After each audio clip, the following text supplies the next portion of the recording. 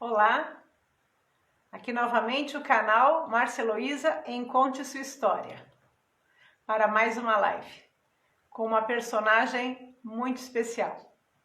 Eu peço àqueles que se conectarem, que se inscrevam aqui no meu Instagram, que se inscrevam também no meu canal no YouTube, Márcia Heloísa em Conte Sua História. Deem like nos vídeos que vocês assistirem, maratonem os vídeos, são muito interessantes, né? Já passamos de 50. E compartilhem com os amigos. Quanto mais a gente puder difundir o canal, mais visão a gente dá para essas pessoas, essas personalidades generosas que vêm aqui como convidadas expor suas histórias, né? É muito bacana a gente poder espraiar esse conhecimento. Nossa convidada de hoje é a Rochelle Nonzamo. A Rochelle, ela é servidora pública municipal na área de educação. A Rochelle é revisora de projeto literário na Baixada Santista, é escritora, coautora do livro Cabeça Feita com Torsos Africanos. Ela é pesquisadora, e como pesquisadora é uma infinidade de assuntos. Ela trabalha com língua portuguesa, formação de leitores, ela trabalha com alfabetização e letramento, também trabalha com educação especial, né, nas suas pesquisas, e ainda com culturas, né, brasileira, indígenas, né, no plural, e africanas. A Rochelle é formada em pedagogia, em letras, sendo especializada em português e inglês, também tem formação em língua espanhola e também inúmeras pós-graduações. A Rochelle é ligada à psicopedagogia, ética, valores e cidadania, e educação especial e intelectual, e atendimento especializado, né, para as crianças especiais. Enfim, são muitas as pós-graduações que ela tem. Ela tem em cultura africana, né, história da África, e agora ela também está estudando algumas outras áreas, como filosofia coreana, filosofia africana e Libras. E muito mais. Conversando com ela, nós vamos ficar muito felizes em conhecer tantos e variados interesses. Eu vou agora convidar a Rochelle para entrar ao vivo.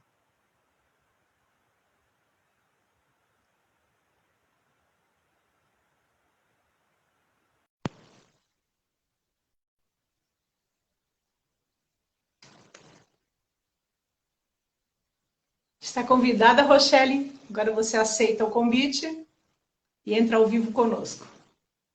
Será um grande prazer falar com a Rochelle, que eu já não vejo há tantos anos. Deixe-me ver se está tudo funcionando aqui. Convidar novamente.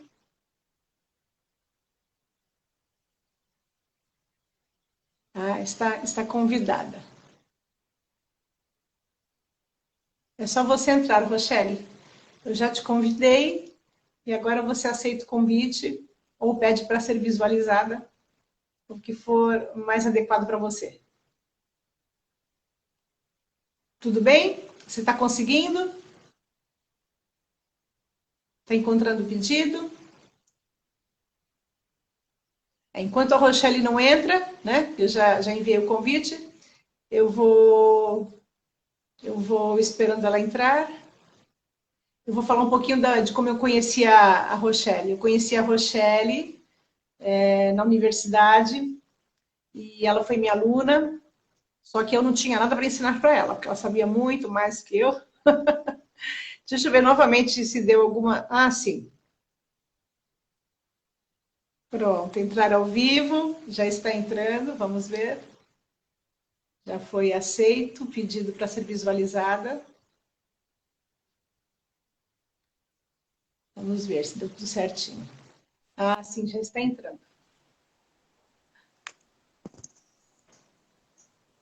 Rochelle. Oi, Márcia. Eu tô vendo a imagem do computador. Você está no celular? Então, eu tô, Márcia, no computador. Tem como aceitar pelo computador? Que fica mais fácil. Não tem, porque eles não gravam. Ele não grava quando é de computador. Você teria que entrar pelo celular. E você tem como? O celular está carregado? Ah, tá. Eu vou tentar aqui então. Um momentinho. Entra pelo Instagram no celular e aí a gente consegue gravar. Ah, tá. Desculpa, eu não sabia. O Instagram não aceita gravar no computador, eu não sei por quê. Ah, tá bom, eu vou tentar aqui. Eu fico aguardando. Enquanto isso, eu vou contando a tua história.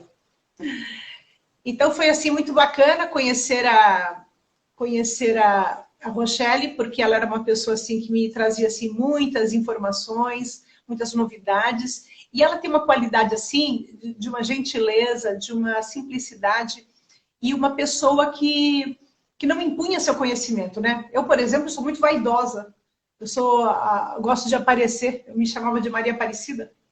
Eu gostava muito de aparecer, mesmo muitas vezes não sabendo coisa alguma, só tendo uma superficialidade, mas a Rochelle não.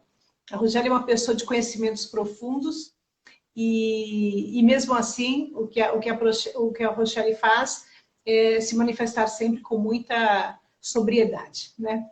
E eu já sabia que ela tinha um conhecimento vasto e um currículo assim bastante amplo, mas quando eu marquei a live com ela, eu fiquei assim mais encantada ainda por ver a variedade de temáticas, né, de interesses que ela tem, né? E dessa militância grande que ela tem como produtora de cultura, né, como escritora, com a cultura africana. Então, eu penso que nós vamos hoje aprender muito com ela, né? Vamos esperar agora que ela consiga coligar. Vamos ver agora. Aí ela pede para entrar. Eu vou convidar novamente. Ela mudou de... Ah, sim, convidar. Pronto.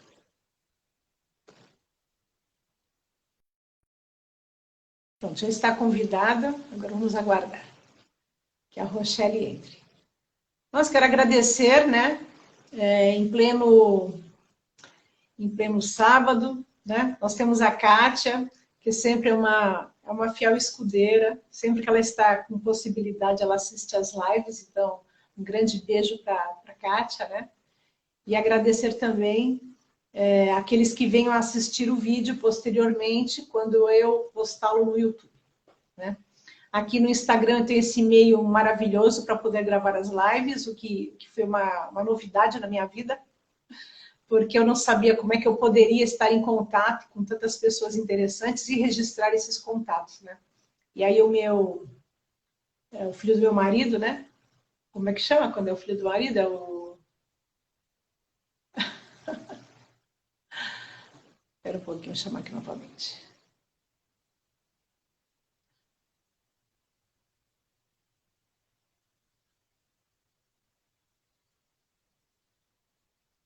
Está convidada.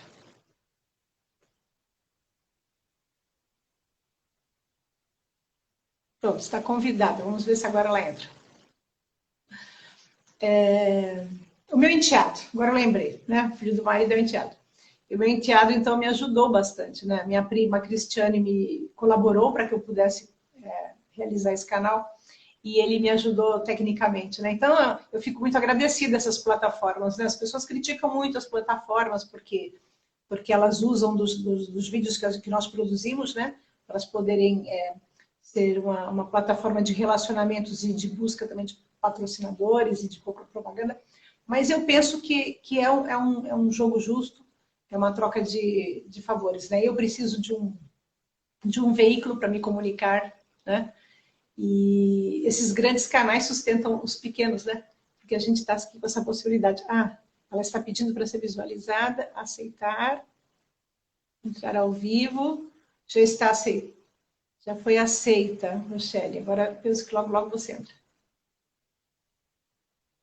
Vamos aguardar um pouquinho. Então, como eu estava falando, eu penso que é uma grande oportunidade, né? Vocês imaginem que havia esse sonho desde Comênios, lá no século XIV para XV, de que a gente tivesse um meio de comunicar o conhecimento, né? Que as pessoas pudessem entrar em contato. Nós estamos vivendo, 500 anos depois, esta realização. Vamos ver por que a Rochelle ainda não entrou. Ela já pediu para ser visualizada, eu autorizei. Está tudo certinho. Vamos aguardar mais um pouquinho. Ó, Rochelle, você já foi aceita, querida. Agora é só você realmente... Eu autorizei quando você pediu para ser visualizada. E agora não apareceu ainda. Aceitar, entrar ao vivo. Vamos ver se agora vai. Pode ser algum probleminha na plataforma. Sim. Pediu novamente. Aceitar. Vamos ver agora. Foi aceita. Aguardar um momentinho.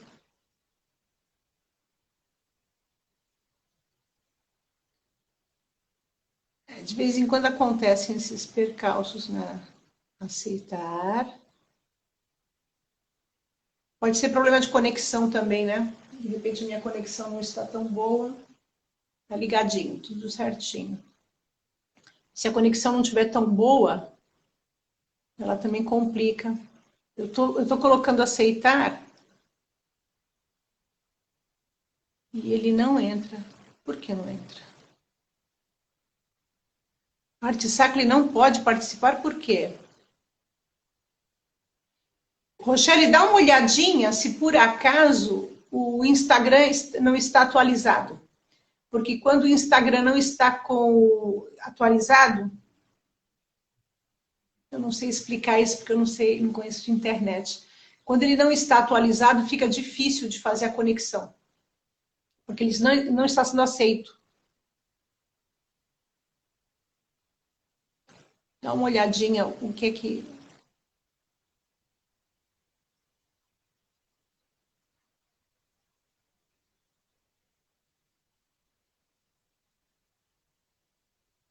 não estou conseguindo fazer aqui a conexão.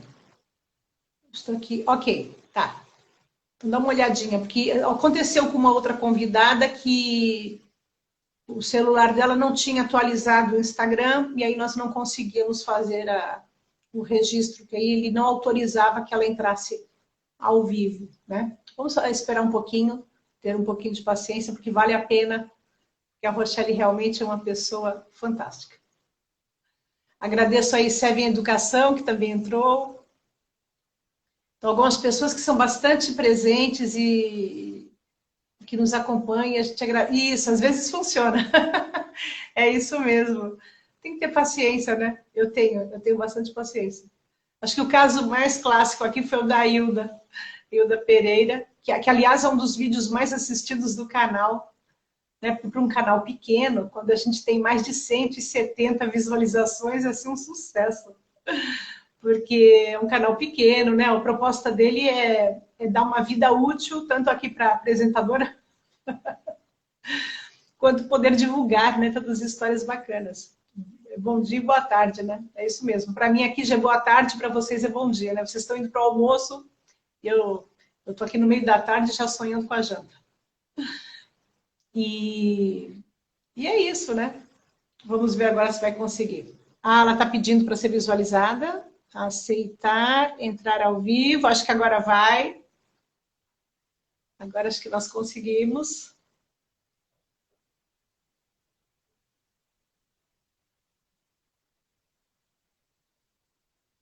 O Instagram não nos está ajudando hoje.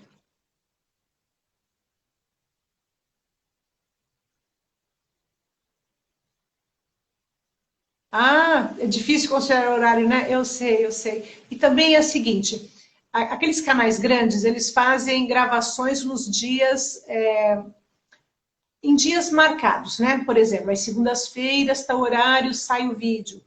E eu não posso fazer isso, porque meu canal é pequeno, né? Então, por exemplo, lá no YouTube eu posto assim, que eu consigo gravar aqui no Instagram a live, mas mesmo aqui eu tenho assim muito carinho com quem se oferece para fazer, né, as lives, e então eu acabo que eu marco no dia melhor para a pessoa, né? Então, quando a pessoa tem uma disponibilidade, eu me adapto à pessoa, né?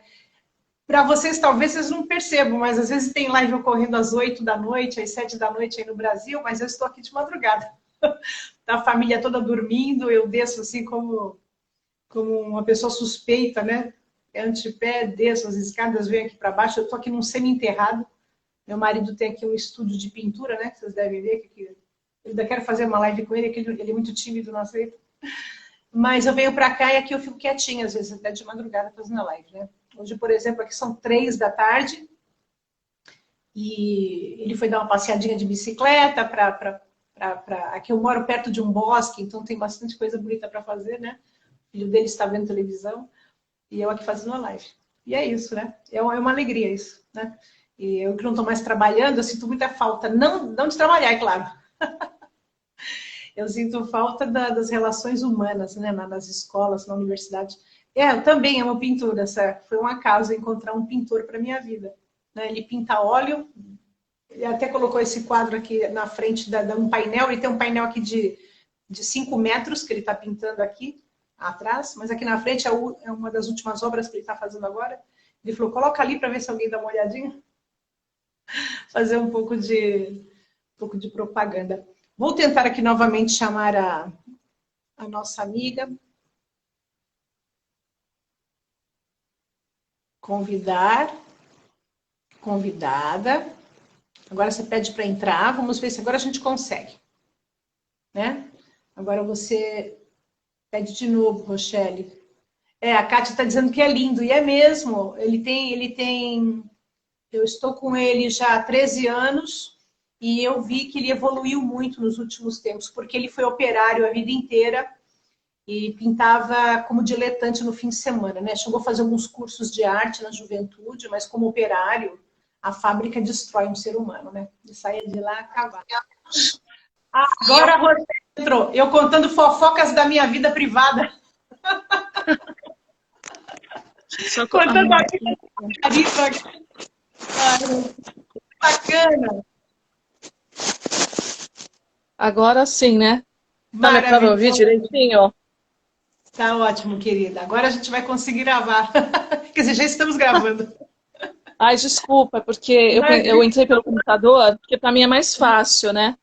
Aí eu pensei, eu não sabia que tinha que ser pelo celular, mas eu tava dando problema, que tava falando, eu te pedia para aceitava a tua solicitação, mas falava que não era possível, eu não estava entendendo o que estava acontecendo, né? Boa tarde aí, né? Aqui é bom dia ainda. Nós temos aqui 4 bravas pessoas conosco, né? Agora 5 pessoas maravilhosas. Então, Rochelle, é assim mesmo, viu? Muitas vezes dá alguns problemas de conexão. Eu, por exemplo, hoje é sábado, aqui tem muito problema de conexão. Então, você tenha paciência comigo também, porque de vez em quando pode ser que fique rodando, porque é a condição que a gente tem, né? E o computador, é só se eu pudesse fazer pelo YouTube. Mas como eu não tenho 1000 inscritos, eu não posso fazer lives pelo YouTube. Então eu uso esse recurso de gravo no Instagram, e o Instagram não aceita computador para gravar, só para assistir. Então você pode assistir, pode gravar. Primeiramente, agradecer você ter aceito o convite, aceitado o convite, porque eu sei que você tem muitas áreas de dedicação e é um tempo que você demanda, então eu agradeço muito. Eu que agradeço, Márcia. Assim, tô com saudade. Como é que tá o clima aí? Aqui tá, eu tô me sentindo que eu tô beijando o sol. Tá muito quente. Na última live eu via que o rapaz estava suando, pingando, tadinho. Eu fico morrendo de pena. Tá muito quente aqui. Hoje eu tô com muito frio, assim, mas aqui não é muito frio. Aqui tem um clima mediterrâneo, bem onde eu estou, é um lago. Então faz que nem um caldeirão. Então o clima aqui é mais ameno. Mas hoje, particularmente, está uma área gelada lá fora, porque tem nevado muito nas montanhas. Então acaba que desce um pouquinho de frio, não tem jeito, né? Mas suportável. Rochelle, hoje a live é para você, dedicada à sua carreira, à sua história, né? Então, eu fiz uma apresentação sua, mas são tantas coisas que eu acho que eu me enrolei um pouco na apresentação, mas deu para colocar, acho que em linhas gerais, tudo que você se dedica. E você poderia se apresentar para os nossos ouvintes, porque depois o vídeo fica disponibilizado no YouTube, e pode ser que daqui a muitos anos alguém vá assistir, não te conheça, e aí pelas suas palavras vai te conhecer. Quem é a Rochelle, então, para esse público? Então, quero desejar novamente bom dia, boa tarde, dependendo do local que a pessoa está assistindo, né? Meu nome é Rochelle, eu sou formada em letras. Na época, a primeira graduação que eu fiz, né, na época eu me formei em 2008, em letras português e inglês. Aí eu também, na verdade, na época, quando eu fiz a graduação de letras, eu queria fazer com espanhol. Só que a universidade ela não oferecia, né, essa disciplina, então eu tive que fazer o inglês. Só que anos depois, conforme eu conversei, ano passado eu tirei o certificado internacional de língua espanhola, né, que meus Bacana. avós, na verdade, paternos, eles eram espanhóis, então eu sempre gostei muito também da... Na verdade, assim, eu gosto de conhecer culturas, outras línguas, enfim, aqui no primeiro momento, umas línguas, entre aspas, mais fáceis, assim, que também tem a ver, inclusive, com o prosseguimento que eu quero dar também ao meu estudo na pós-graduação estrito sensu, né? Que esse Sim. ano eu vou começar a me dedicar ao mestrado na Universidade de São Paulo, Bárbaro. né? É, então, porque anos atrás eu estava me dedicando a outras áreas, assim, que eu queria me especializar num primeiro momento, por isso que eu não tinha parado para me dedicar ao doutorado, ao mestrado, enfim.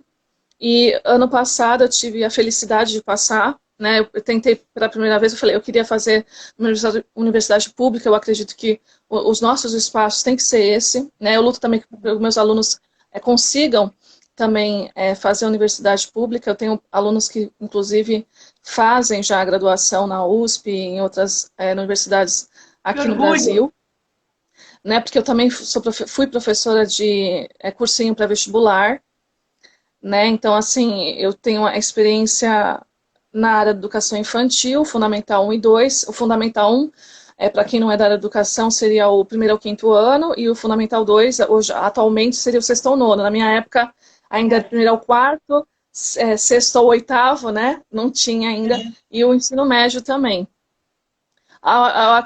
E também eu, EJA, enfim, a única área que eu ainda não tenho experiência como professora universitária, né? Enfim, mas as outras, eu sempre fui muito apaixonada, sempre quis ser professora, na verdade, né? Assim, foi uma Sim. escolha minha, né?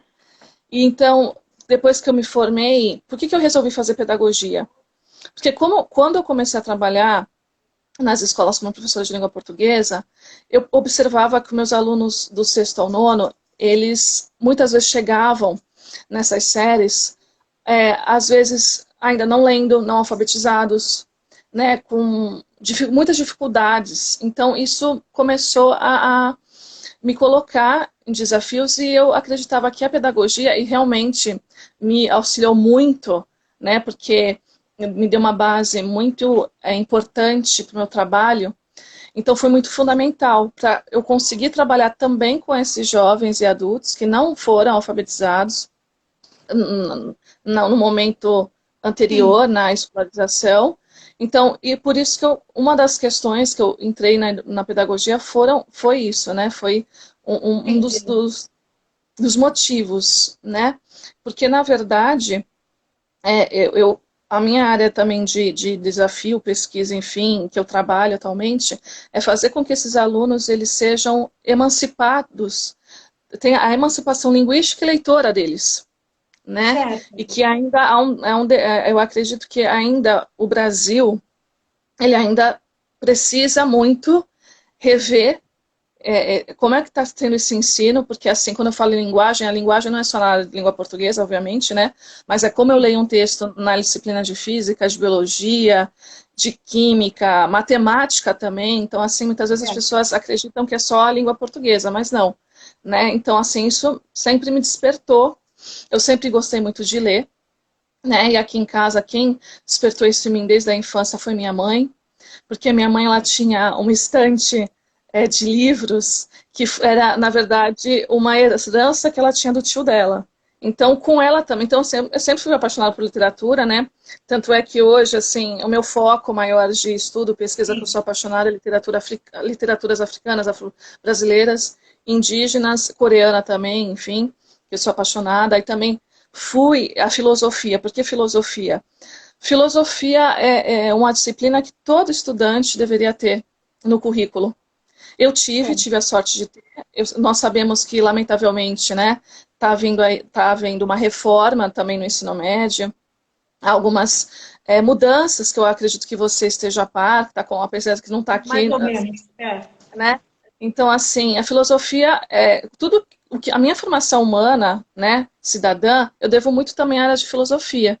E a filosofia africana me despertou também, como eu gosto muito de estudar literaturas africanas, afro-brasileiras, enfim, me chamou também muita atenção. Um dos professores que eu gosto muito aqui no Brasil, que eu não sei se você conhece, Márcia, que eu acredito que ele é da Universidade Federal do Rio de Janeiro, que é o Renato Nogueira. Não Então, conheço. ele foi uma das pessoas que eu comecei a estudar. Tem até um livro dele lindo, que é Porque Amamos, que é um livro também que ele vai fazer uma leitura de como o amor em várias culturas, né? Então, assim, é muito Sim. lindo esse livro. E ele me despertou, a Catiúcia Oliveira também, que é uma estudiosa brasileira aqui no Brasil, que estuda muito a questão da história da filosofia africana, enfim. E também falta muito isso, né? Até nos cursos universitários, Sim. foi uma lacuna, inclusive, na minha formação, por exemplo. Qual a formação literária que eu tive, né? E agora eu faço um paralelo com a formação que eu acredito que os estudantes brasileiros necessitam, né? Porque assim, é uma literatura só um determinado tipo de autor. Muitas vezes Uhum. essa literatura era pautada no biografismo, às vezes. Muitos dos alunos que eu dou aula, converso, enfim, ou muitas vezes eles não tiveram aula de literatura no ensino médio, por falta de professor, por uma série de questões que nós sabemos, né, que ainda são falhas gravíssimas, né, que é um direito que está sendo violado do estudante brasileiro, ou Sim. muitas vezes as aulas de literatura eram pautadas assim no resumo do livro. Então, É. ou seja, o que eu percebo uma falha grave assim nos estudos de literatura aqui no nosso país, né? O texto propriamente dito, ele não é estudado, ele não é lido.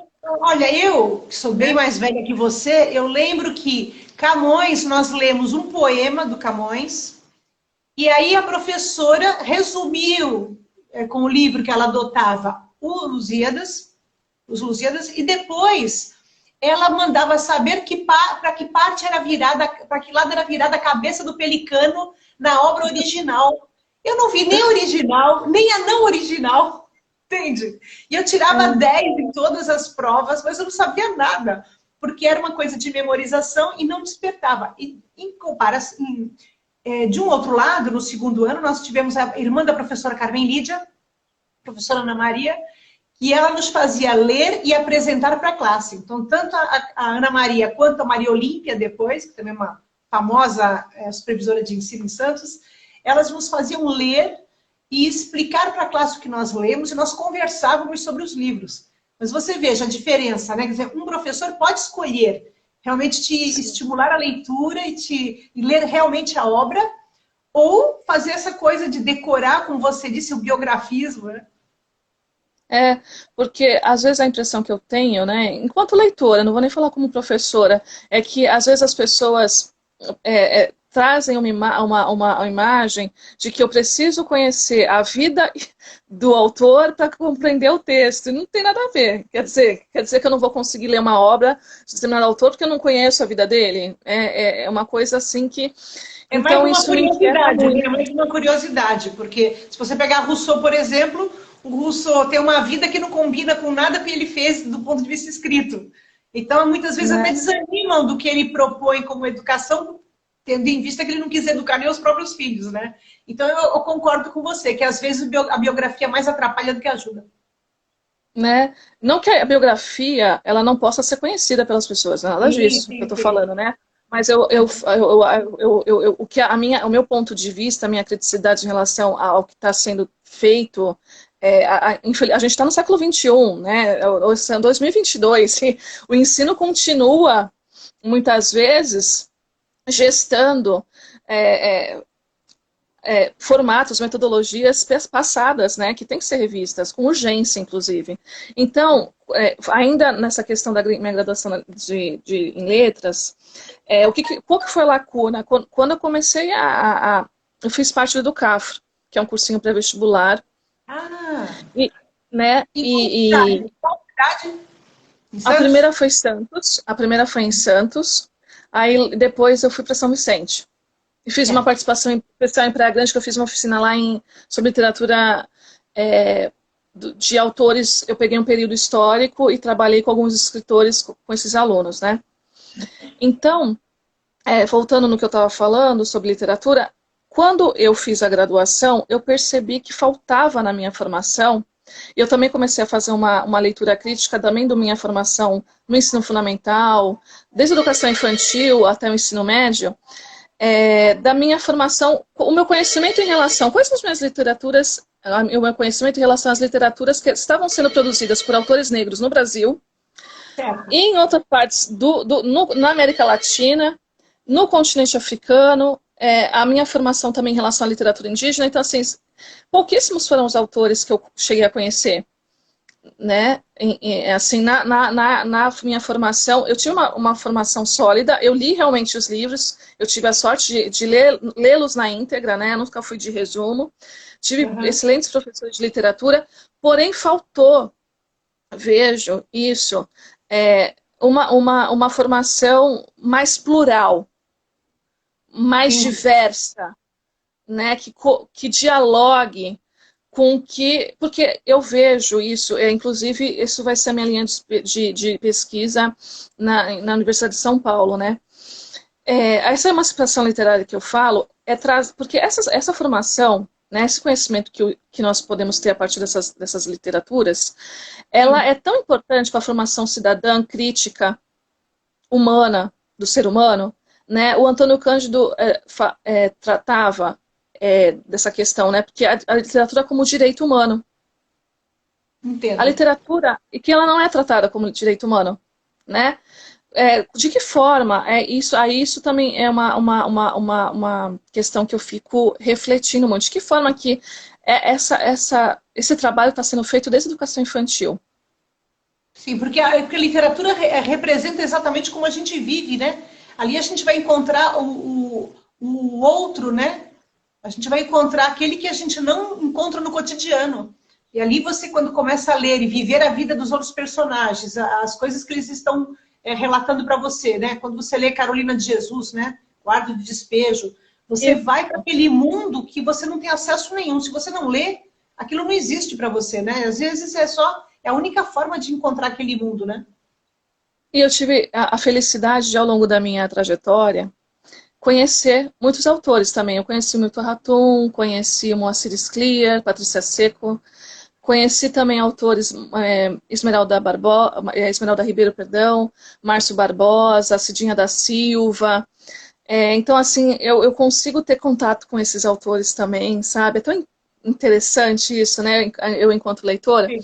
Aí, quando eu me formei, voltando a essa questão da formação, aí fiz pedagogia, me auxiliou muito no processo de alfabetização e letramento.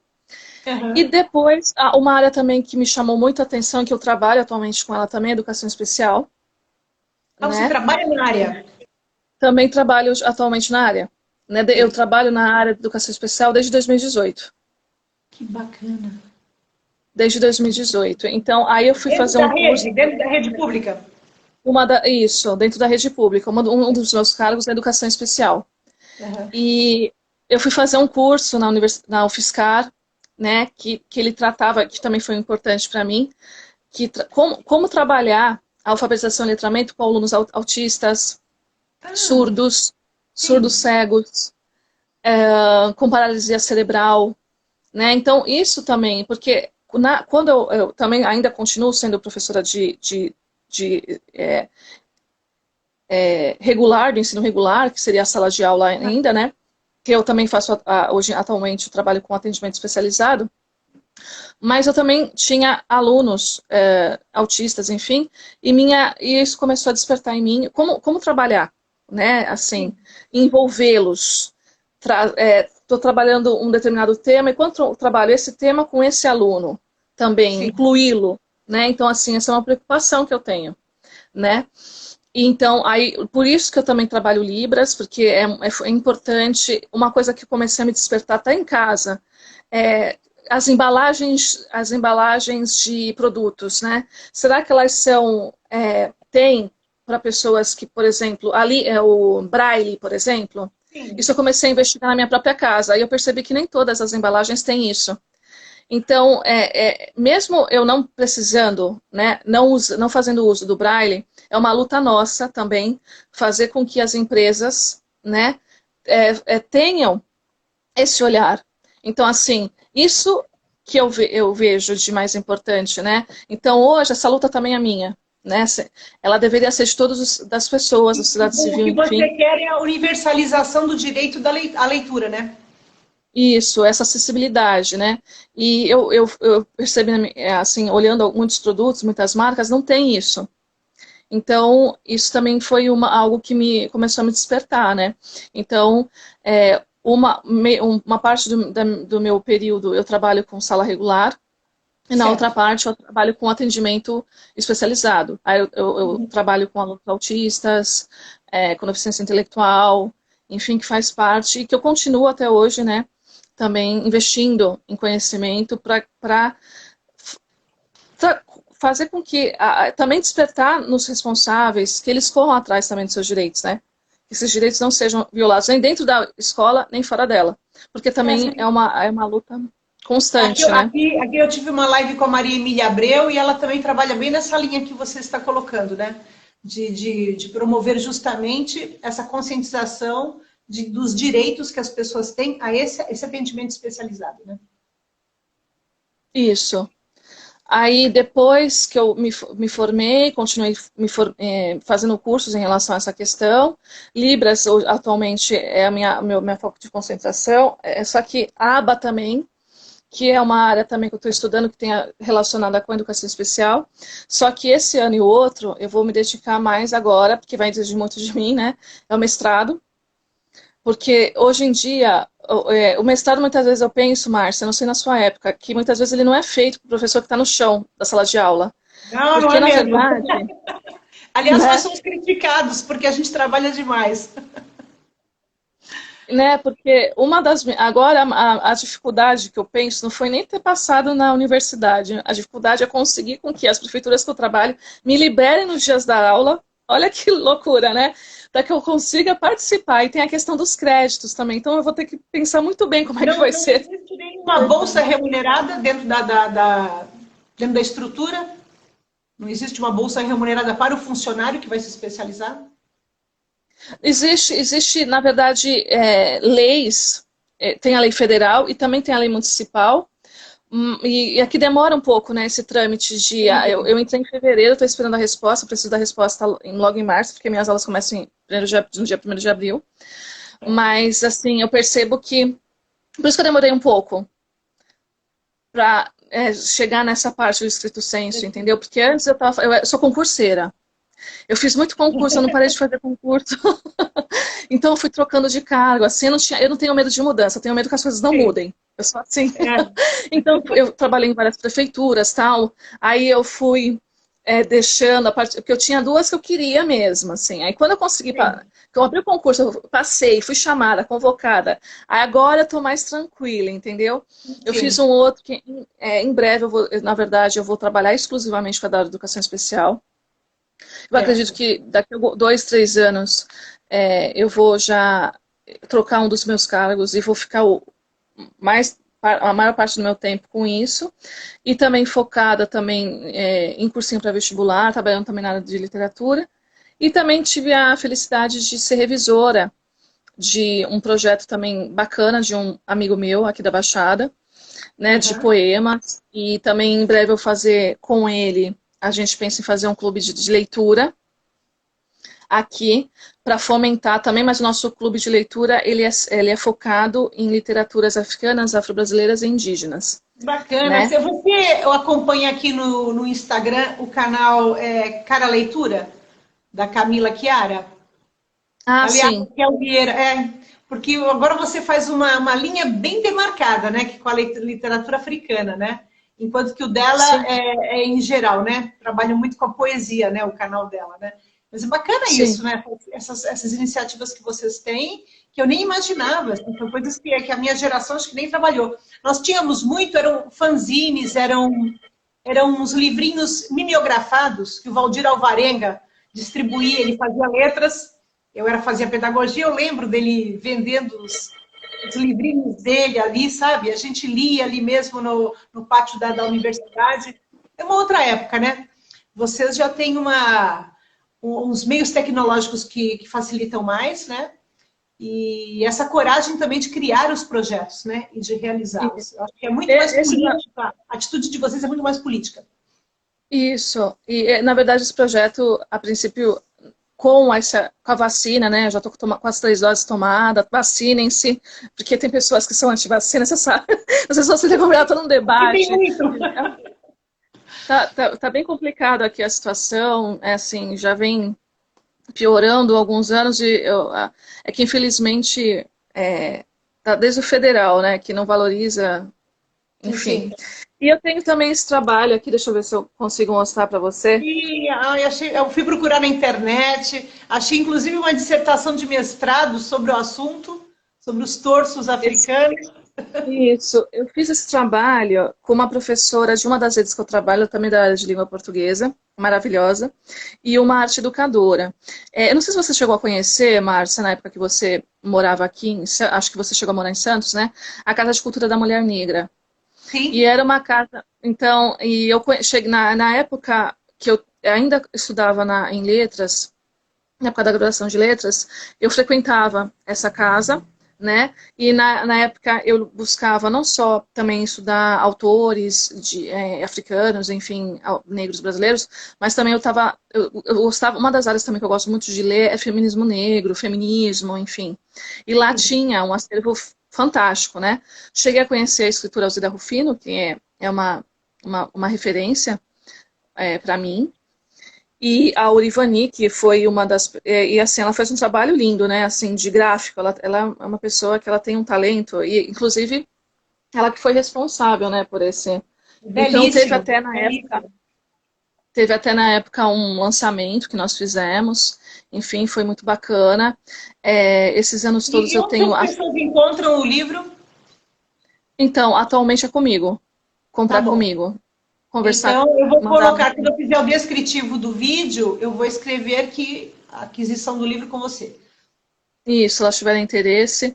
E assim, eu sempre fui muito apaixonada, né, por esse tema, enfim. E atualmente também literatura coreana, porque, na verdade, o que eu amo fazer é conhecer, além da minha, obviamente, né? A minha é importante que nós tenhamos memória histórica, conhecimento, que muitas vezes tem aquela música que a Elis cantava, o Brasil não conhece o Brasil nunca foi ao Brasil. É isso que eu analisando criticamente o nosso dia a dia, muitas vezes eu percebo que, nossa, a gente tem tanto talento aqui na Baixada Santista, fora dela, e muitas vezes... demais, sabe aquela época do Cultura Enlatada, que atualmente aqui o nosso... Está tendo uma efervescência assim, de voltar ao modernismo, né? Está tendo agora em São Paulo bastante exposições, trazendo Oswald de Andrade, Mário de Andrade, enfim. E naquela época eles já estavam nessas questões, enfim. Então, assim, muitas vezes nós valorizamos... né? A gente precisa comer essa nossa cultura, né? Muitas vezes nós valorizamos tanto que é de fora, não que nós não possamos, né? Porque são culturas diferentes, enfim, mas é importante também que nós conheçamos a nossa. E é tão rica. Eu, por exemplo, desconheço tudo dessa área, sabe? Tudo que agora vocês estão vivendo, essa efervescência toda, eu desconheço tudo, né? E eu entendo que vocês estão muito à frente, assim, no sentido de realmente fazer um novo Brasil. Vocês têm muito mais condições hoje de constituir essa nova identidade. Não é? Eu acho que antes ficava uma coisa muito paternalista, sabe? Você fala em nome de. E vocês agora com essa coisa do lugar de fala, quer dizer, as pessoas que realmente estão vivendo aquela circunstância, estão dentro daquela etnia, elas é que podem falar do que elas fazem, do que elas vivem, do que elas sentem da sua história, né? Eu acho isso muito interessante, né? Aqui nós tivemos também a Janaína que falou sobre isso. A Janaína trabalha com um grupo, né? Também voltado a isso, a resgatar as raízes culturais africanas, tal, muito bacana. E muitas vezes eu percebo também que muitas vezes dentro da academia e fora dela tinha muitos temas que parecem que eram marginalizados, são ainda hoje marginalizados, né? E assim é uma riqueza, o hip hop, o rap, o slam de poesia, nossa, uma geração aí que tá vindo com tudo, né? De uma inteligência assim, nossa, me impacta, sabe? Nossa, que fantástico tudo isso, né? E é isso, a vida é feita de movimento, né? Isso é Não, movimento. E outra, e você com toda essa área que você se envolve, você tem muito mais argumentos para poder dialogar com o seu aluno, né? Porque a gente é, que fica um pouco distante, a gente com o tempo vai perdendo a conexão com os jovens. sim. E a minha conexão, né, assim, eu acredito, Márcia, que assim, não adianta eu ter toda essa formação acadêmica, enfim, dar continuidade ao meu mestrado e doutorado, porque assim, eu sempre acreditei que o conhecimento é para ser compartilhado, né? Sim. Senão ele não tem lógica isso. Então, assim, e também não ficar dentro dos muros da academia. Não é para isso. Eu acredito que o que eu escrevo, a minha mãe tem que compreender, a minha avó, a falecida avó, né? Então, assim, enfim, as gerações mais velhas, né?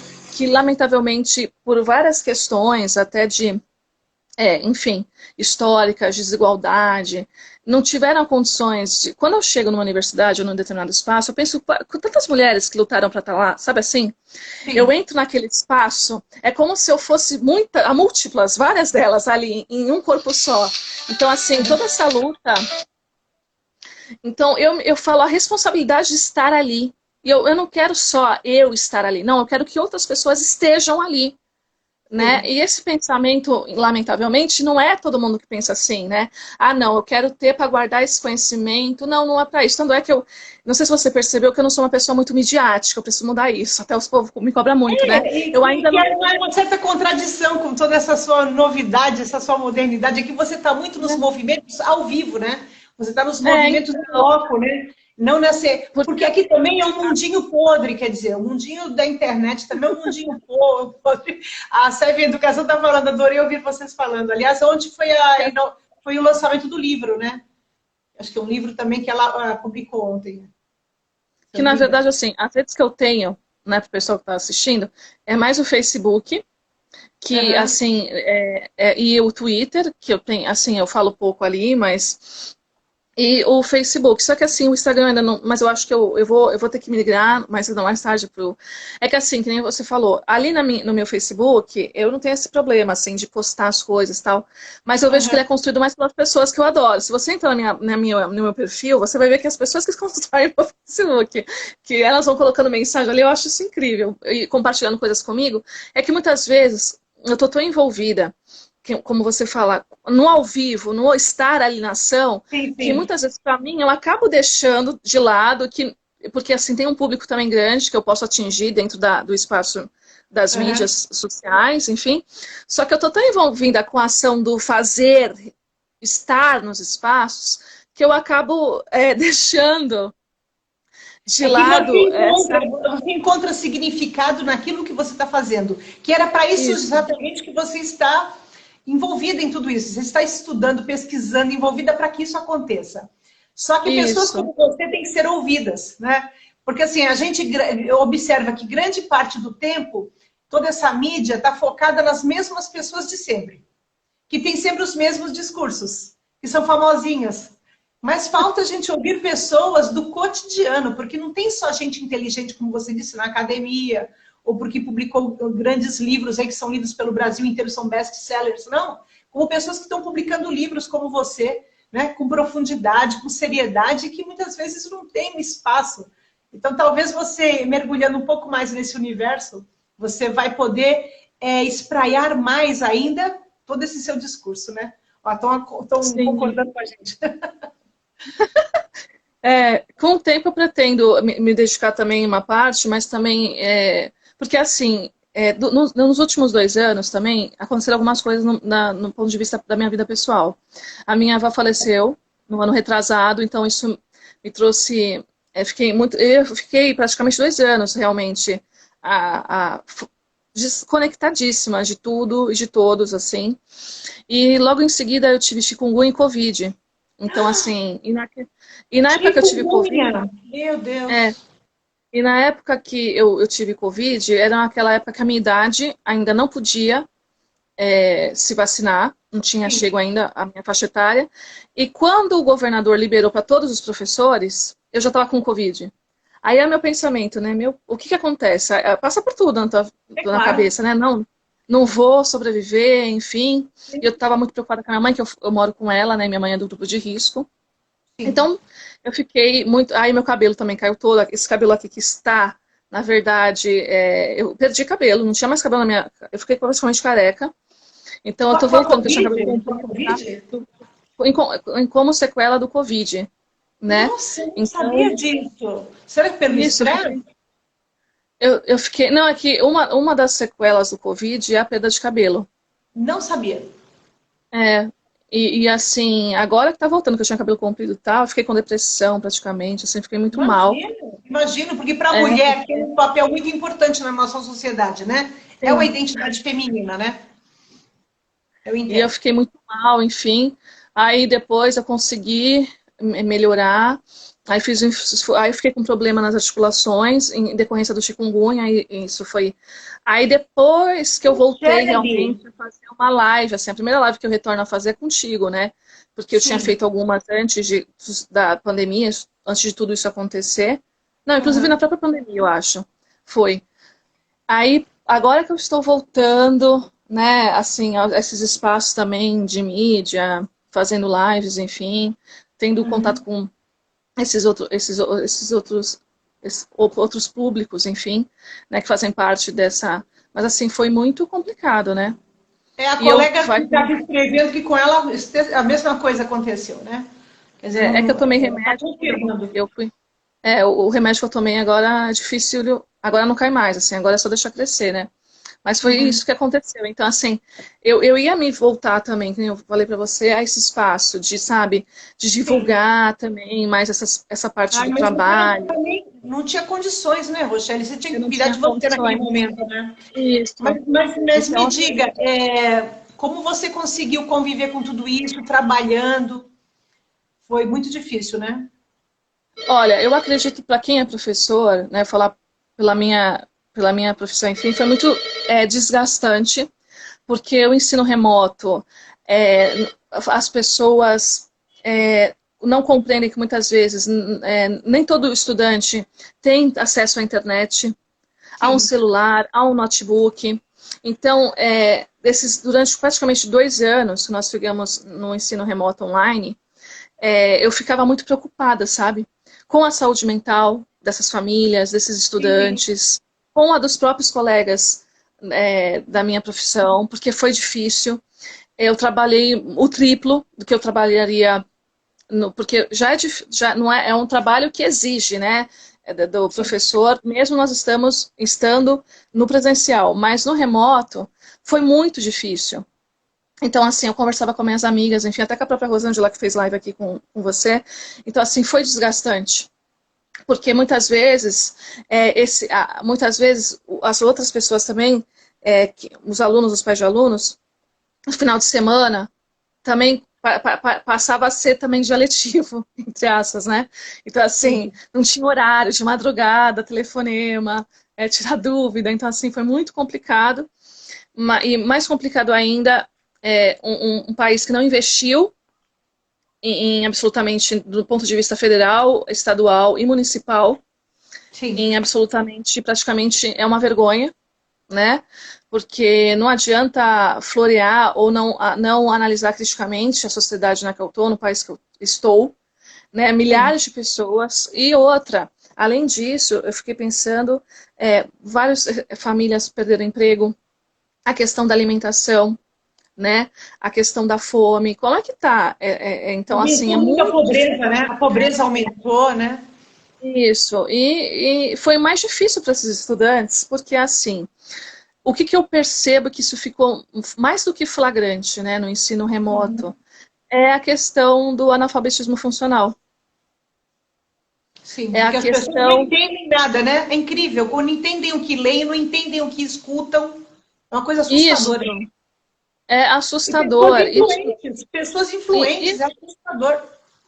é assustador, e eu não considero isso algo natural, isso normal. Isso para mim não é normal, natural, as pessoas não Sim, saberem ler um texto simples. sim. Né? Por exemplo, você fala assim, exemplo que às vezes você vê na rede social, vende-se bolo de abacaxi e cenoura. As pessoas falam, ah, mas eu quero chocolate. Não tem. Entende o que eu quero dizer? É algo assim que é muito difícil.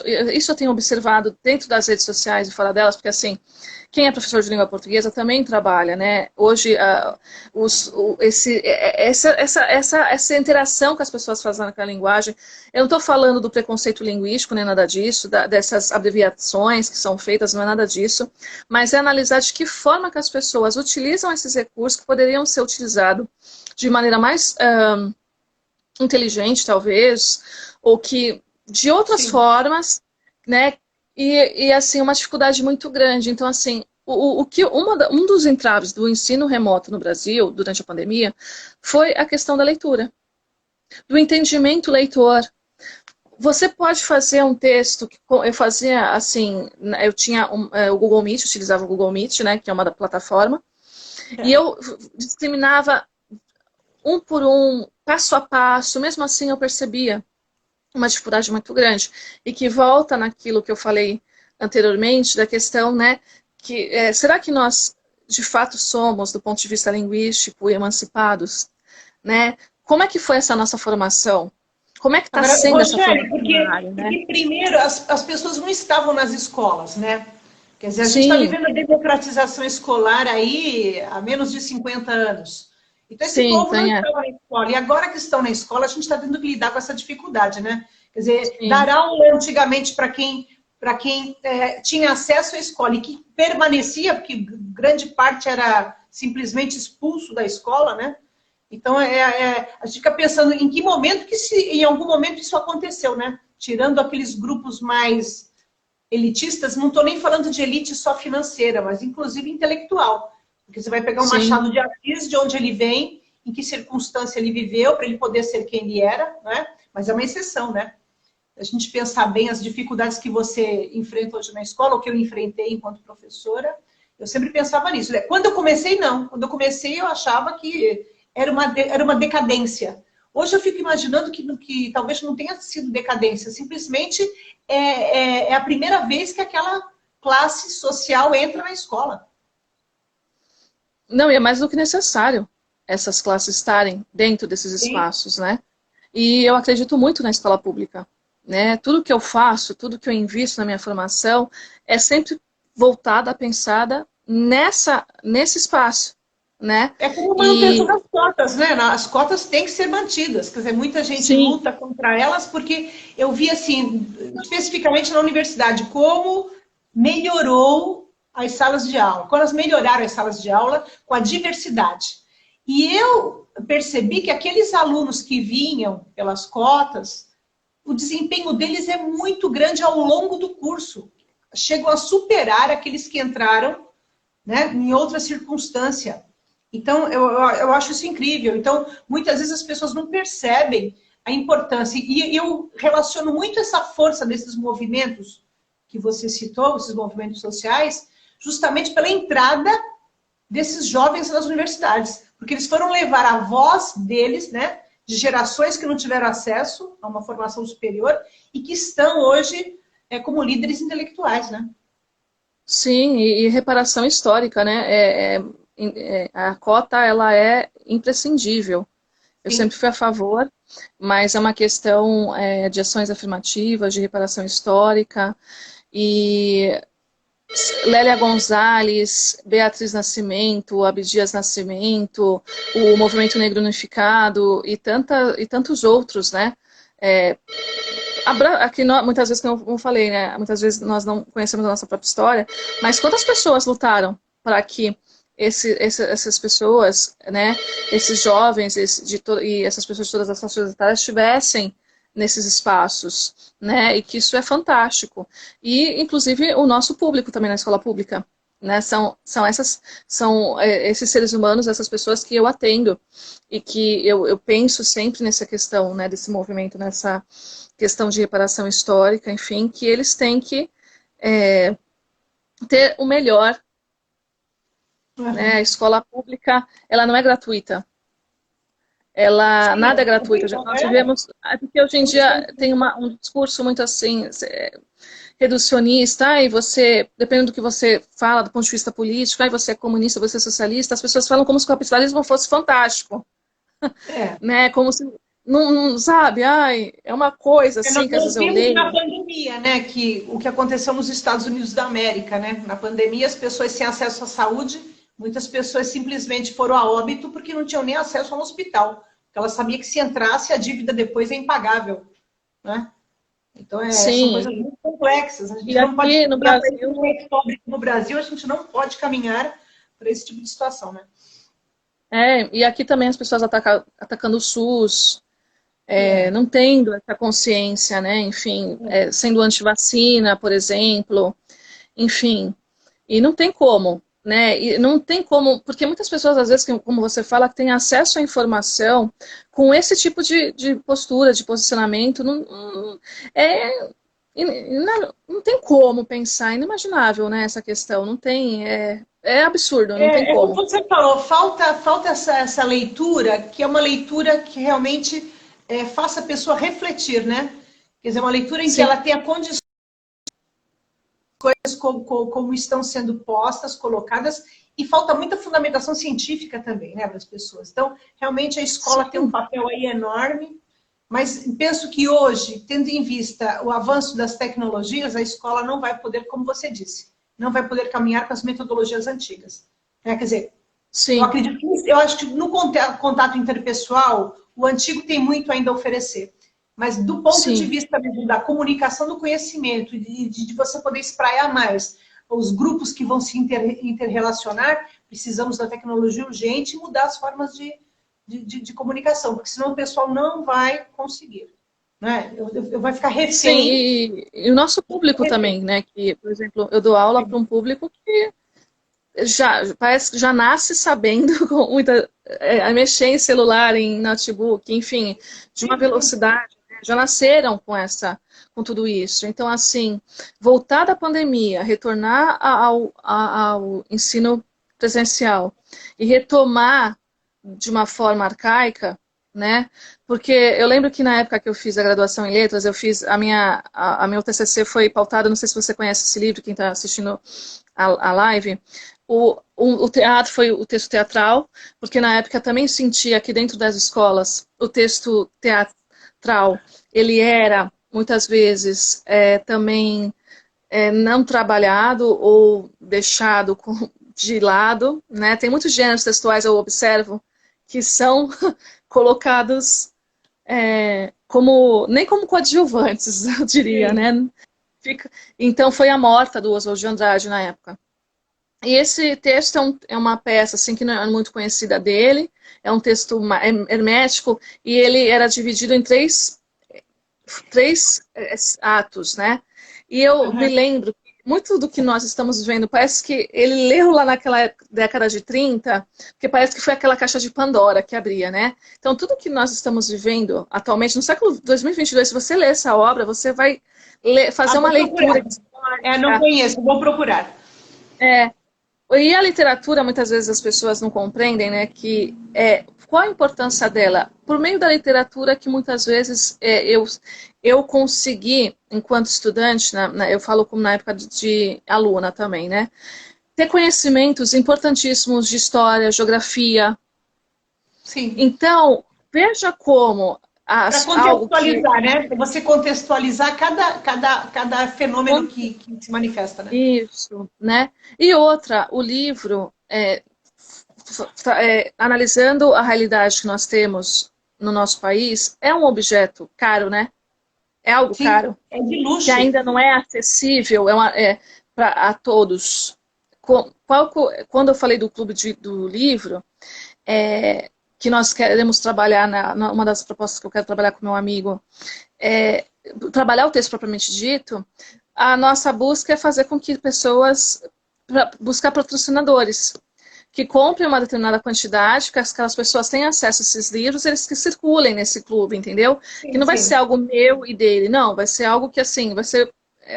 com o tempo, eu gostaria, inclusive, de ter uma biblioteca, né, assim, comunitária, que outras pessoas tivessem acesso, e na época, inclusive, da graduação e da pós, e agora no mestrado que eu vou visitar a biblioteca, enfim, eu sentia falta também nos acervos de livros que eu tenho como estudante, que eu pesquisei, corri atrás, enfim, mas que muitas vezes a própria academia não tem, né?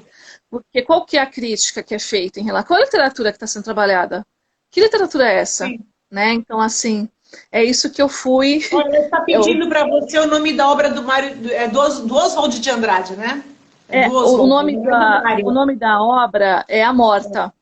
Do Oswald de Andrade, A Morta, é uma peça teatral. Isso. Okay. Quem tiver oportunidade, leia. Assim, no primeiro momento é uma leitura bastante densa, mas assim, vale a pena. Ler essa obra dele, que hoje, como eu falei para vocês, tá à tona, né? Tá voltando as exposições, voltando a falar sobre eles, inclusive. Então, essa é a obra dele. E tem uma obra também que eu gosto muito, que é a Cigia da Silva, porque muitas vezes eu observo, Márcia, que as pessoas, elas nos colocam dentro de caixinhas, né? E tem um livro chamado, um livro poético, de poesia, da Cigia da Silva, que ela é o único livro que ela tem de poesia, porque na verdade ela escreve mais livros em prosa. Um deles é Parem de Nos Matar, e ela também é uma crítica literária. Eu considero ela uma das maiores críticas e escritoras que nós temos, né, no cenário. E ela então, coloca lá... Ela se chama Cidinha da Silva. Cidinha da Silva, porque aqui o pessoal está interessado, aí já fica registrado aqui na live direitinho. Isso. E ela coloca mais ou menos assim, que eu não estou agora com o livro aqui, mas ela coloca assim, vocês podem me colocar em caixinhas, mas eu não vou me colocar por vontade própria, porque nós somos plurais, né? Nós temos uma bagagem, uma formação que é tão plural, e nas minhas andanças dessas pesquisas, enfim, um também que vale a pena citar, que é importante, que eu gosto muito, que são, não sei se vocês conhecem, Cadernos Negros, né, que é um coletivo que esse ano faz 42 anos. Completamente fora, estou pior que um umbigo de vedete, estou completamente fora. Esse ano completa 42 anos. E Deus, 42 anos! Você veja a minha ignorância, eu nem sabia que existia. 42 anos de existência, e eles fazem os lançamentos de cada... Um ano é assim, alternado. Um ano eles publicam um conto e no outro ano poesia. Aí no ano eles contam poesia, vai alternando, né? E nesse coletivo... 42 anos de existência e circula em que meio? Então, ele é de São Paulo, né? Foi criado em São Paulo. E tem as redes sociais, que é chamada... Depois eu coloco para vocês, eu mando para você, Márcia, para você também colocar na descrição. É o Quilomboje. Então nós temos, inclusive, muitas vezes que eu vou falar agora... Tem Facebook e tem também Instagram. Esmeralda Ribeiro. Então, Cadernos Negros e Quilombo hoje. Isso. Aí nós temos o Márcio Barbosa, nós temos Cuti, Esmeralda Ribeiro, Miriam Alves. Então, são escritores, né, que, veja, que não foram estudados... Durante muito tempo, eles existem 42 anos, veja, são 42 anos de publicações, de edições, enfim, tem o volume 1, tem o volume 2. Você falou que você encontrou na tua formação, né? Porque a academia ou a escola não ofereceram esse tipo de leitura, né? Sim, e eu inclusive cheguei aí em muitos dos lançamentos, aqui com a pandemia, não tinha como, talvez eu volte agora, né? Porque mesmo com as 3 doses... É importante ressaltar, eu ainda tenho todos os cuidados, né? Uso máscara, enfim. Mas, assim, mesmo tendo esse cuidado, eu pretendo retomar, né? Tomara que as coisas melhorem, tenho esperança, né? Com o avanço aí das vacinas, que as pessoas se vacinem.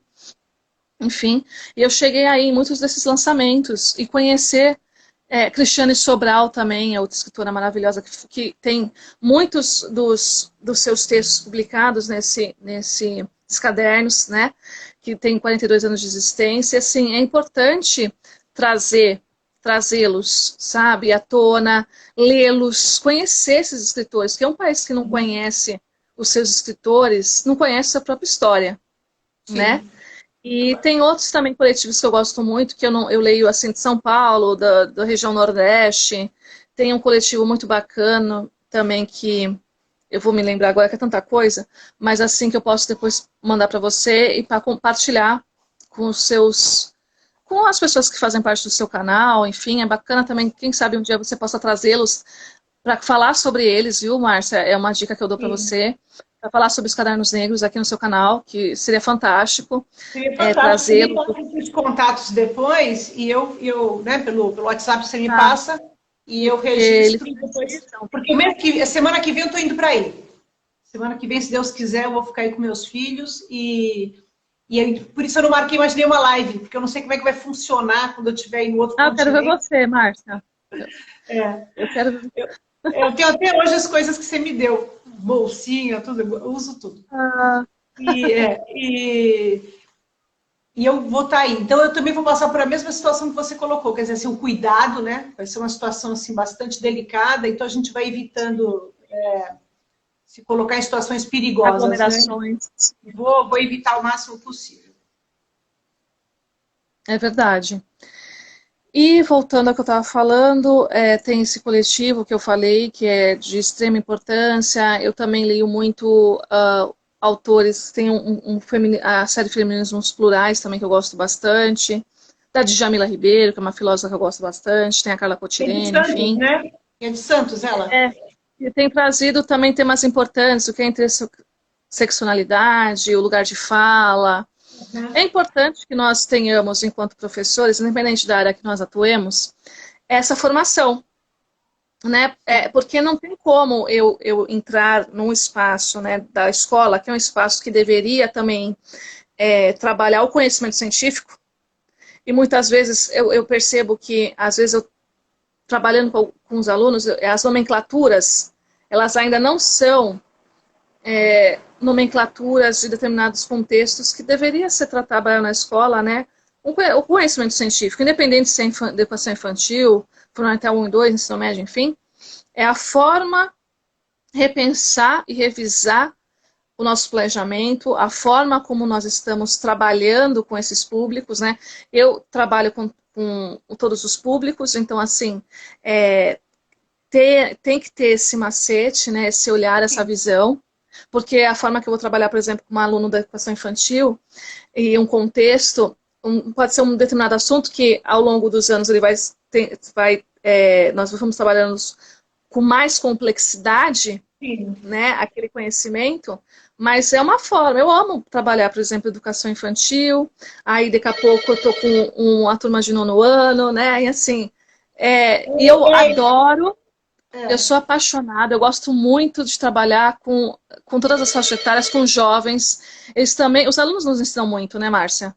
E Os alunos, eles nos com trazem. isso você vai acompanhando esse processo de desenvolvimento mesmo do raciocínio, né? De como é que o cara Sim, consegue raciocinar, pensar, construir o próprio pensar. E você falou a questão da nomenclatura e a questão conceitual também, né? Nós estamos sim, com é um conceitual. grave problema conceitual, né? Mesmo agora com essa guerra instalada, né? Uma das guerras, né? Porque a gente está falando muito de Rússia e Ucrânia, mas a gente esquece que, ao mesmo tempo, tem inúmeras guerras pelo planeta inteiro, né?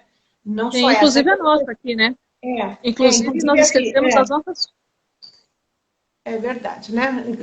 Inclusive nos espaços urbanos, né, tem uma guerra conflagrada cotidianamente, né? Inclusive entre o Sim, Estado e a população negra, né? Por exemplo. Então, acho sim, que falta muito também essa questão genocídio. da nomenclatura na educação, né? Quando você falou de rever os planejamentos, era uma luta minha quando eu trabalhava com estágios, né, na filosofia, que os alunos entendessem que o planejamento é um documento para você refletir. Não é uma burocracia só. Claro, tem o aspecto Sim, técnico burocrático, mas ele é para você refletir sobre o que você está fazendo. E ali sim a nomenclatura, a conceituação, como você nomeia aquilo que você vai fazer, você tem que refletir sobre aquilo. Porque é aquilo mesmo que você quer ou é simplesmente uma reprodução de um vocabulário que está determinado, né? Eu acho que tem que ter esse trabalho, que é um trabalho de leitura sim, que, se a gente vê problema nos alunos, os professores também têm. Também tem essa sim. dificuldade de leitura do seu próprio fazer, né?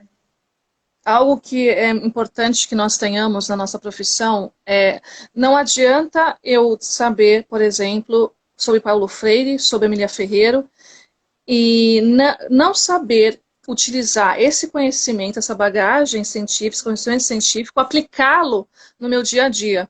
Porque muitas vezes eu esbarro também nessas questões. Por exemplo, há pessoas que eu vejo que, se você falar assim, na página 74, por exemplo, Paulo Freire disse isso.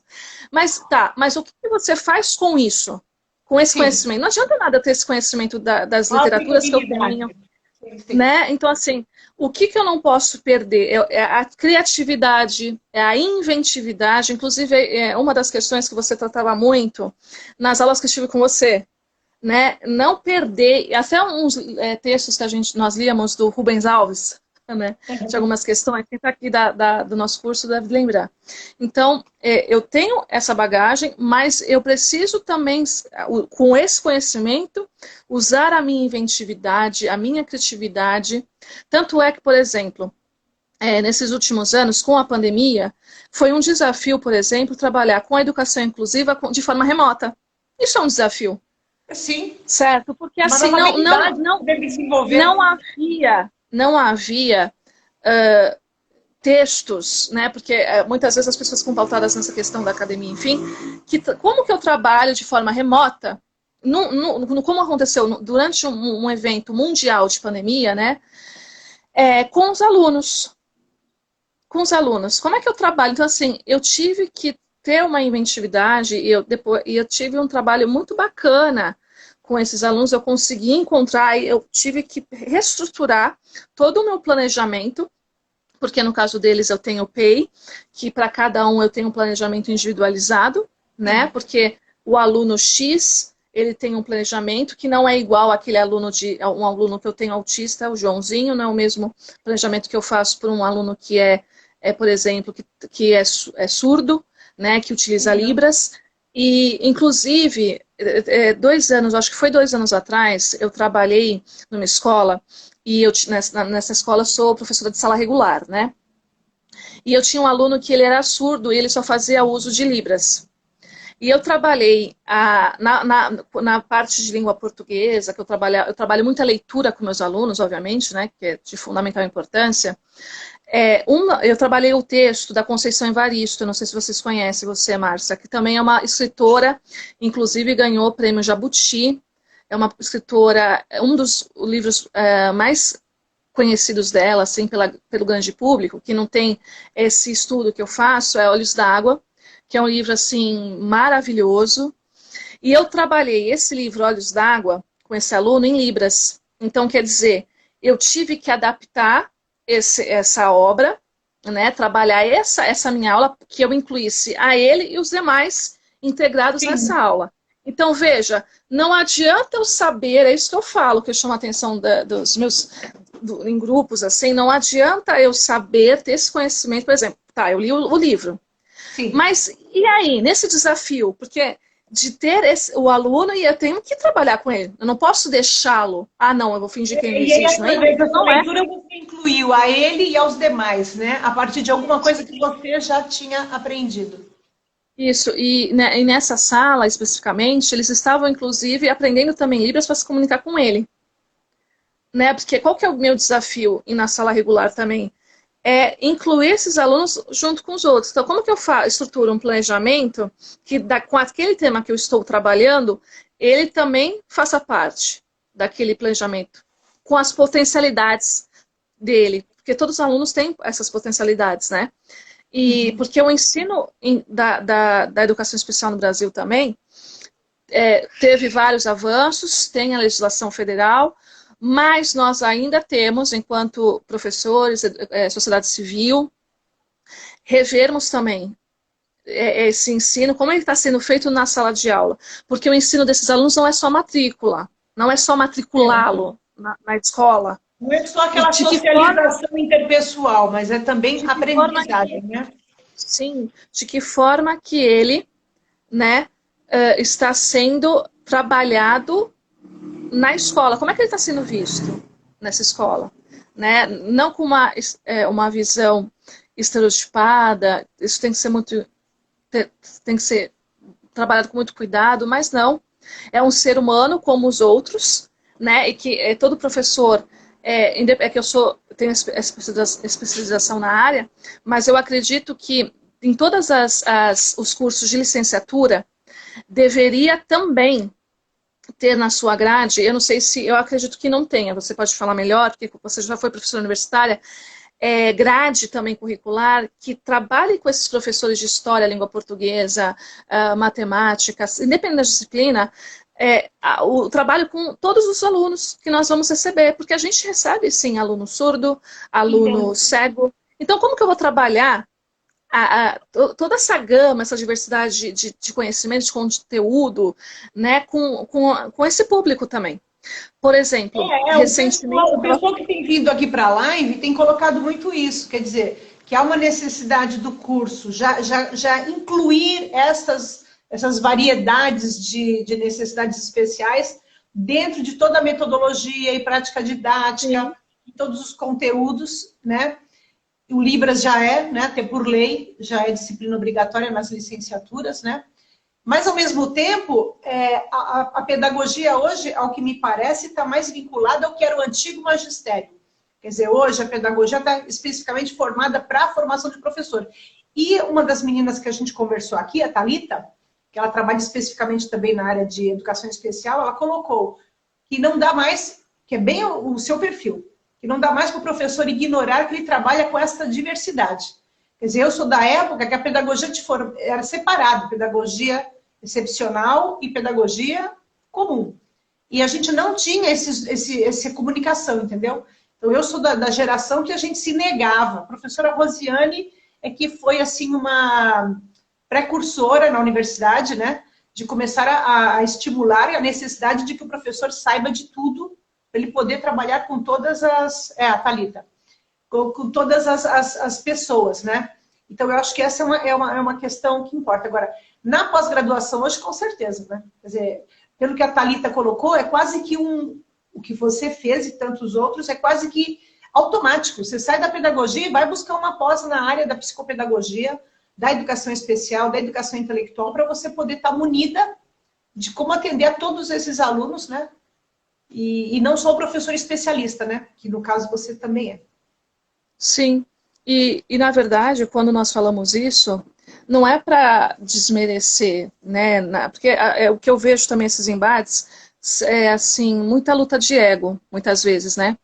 É necessário, quando eu debater em grupos, trocar ideias, argumentar, conversar, é que nós possamos, junto com várias pessoas, pensar possibilidades alternativas melhores do que aqui que já estão, né? Não continuar com esse status quo que nós temos, é romper com tudo isso, né? Porque eu acredito que a formação que nós deveríamos ter na graduação, na pós-graduação, no mestrado, doutorado, é que rompesse esses ciclos, né? Então, assim, não é só quando eu tenho um título tal, não é para ter o título, não, é para eu fazer e ser um ponto, junto com outro gerador de mudanças nos espaços nos quais eu atuo, né? Não é para colocar no quadro, não é isso a função que eu penso enquanto ser humano. Quando eu falo, não é só como professor, é como cidadã, é uma luta que é de todos, né? Rever, postar da lição para se refletir, né? E não para se reproduzir, já afirmava Mário de Andrade. Então, né? Você vai lá buscar instrumentais para poder agir de maneira mais eficazmente na realidade. Né? A minha preocupação foi sempre buscar conhecimento científico, né? Instrumentalização, para não reproduzir, enquanto profissional, o senso comum. Não é essa a minha função. É o que o Fabiane fala, né? A gente tem que superar o senso comum, né? E entrar no senso científico-filosófico, né? Parece uma frase assim de efeito, mas na realidade nós ainda não realizamos, né? Era o grande sonho do Gramsci, né? É fazer uma sociedade que realmente esteja calcada, né? No pensamento reflexivo e na verdade. Ô, Rochelle, diz para mim, você falou assim, desde sempre eu tive essa fascinação pela cultura africana, né?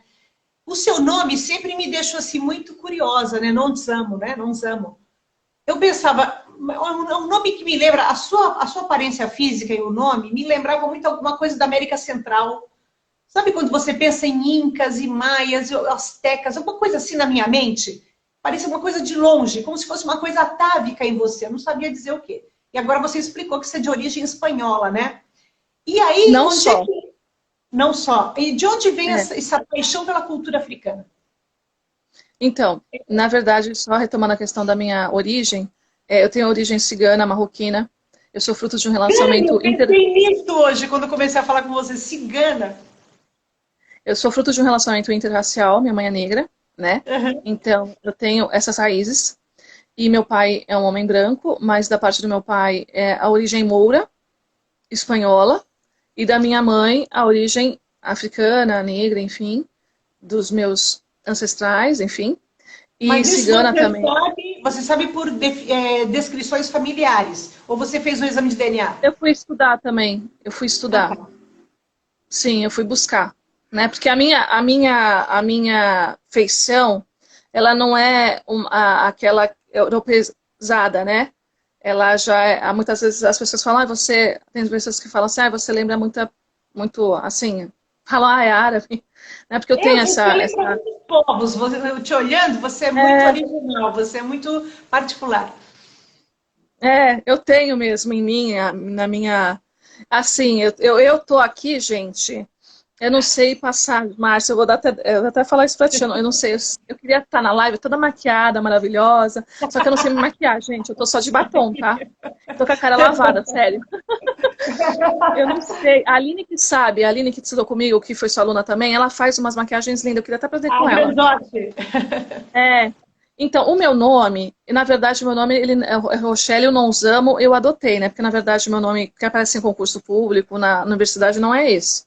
É que o não usamo, ele é um nome que ele significa aquela que nunca desiste, de origem africana, né? Então, assim, esse eu uso mais para trabalho, para live, para... Então, o meu nome Certo. mesmo é Rochelle Aragão, só. Seria o Só seu nome artístico.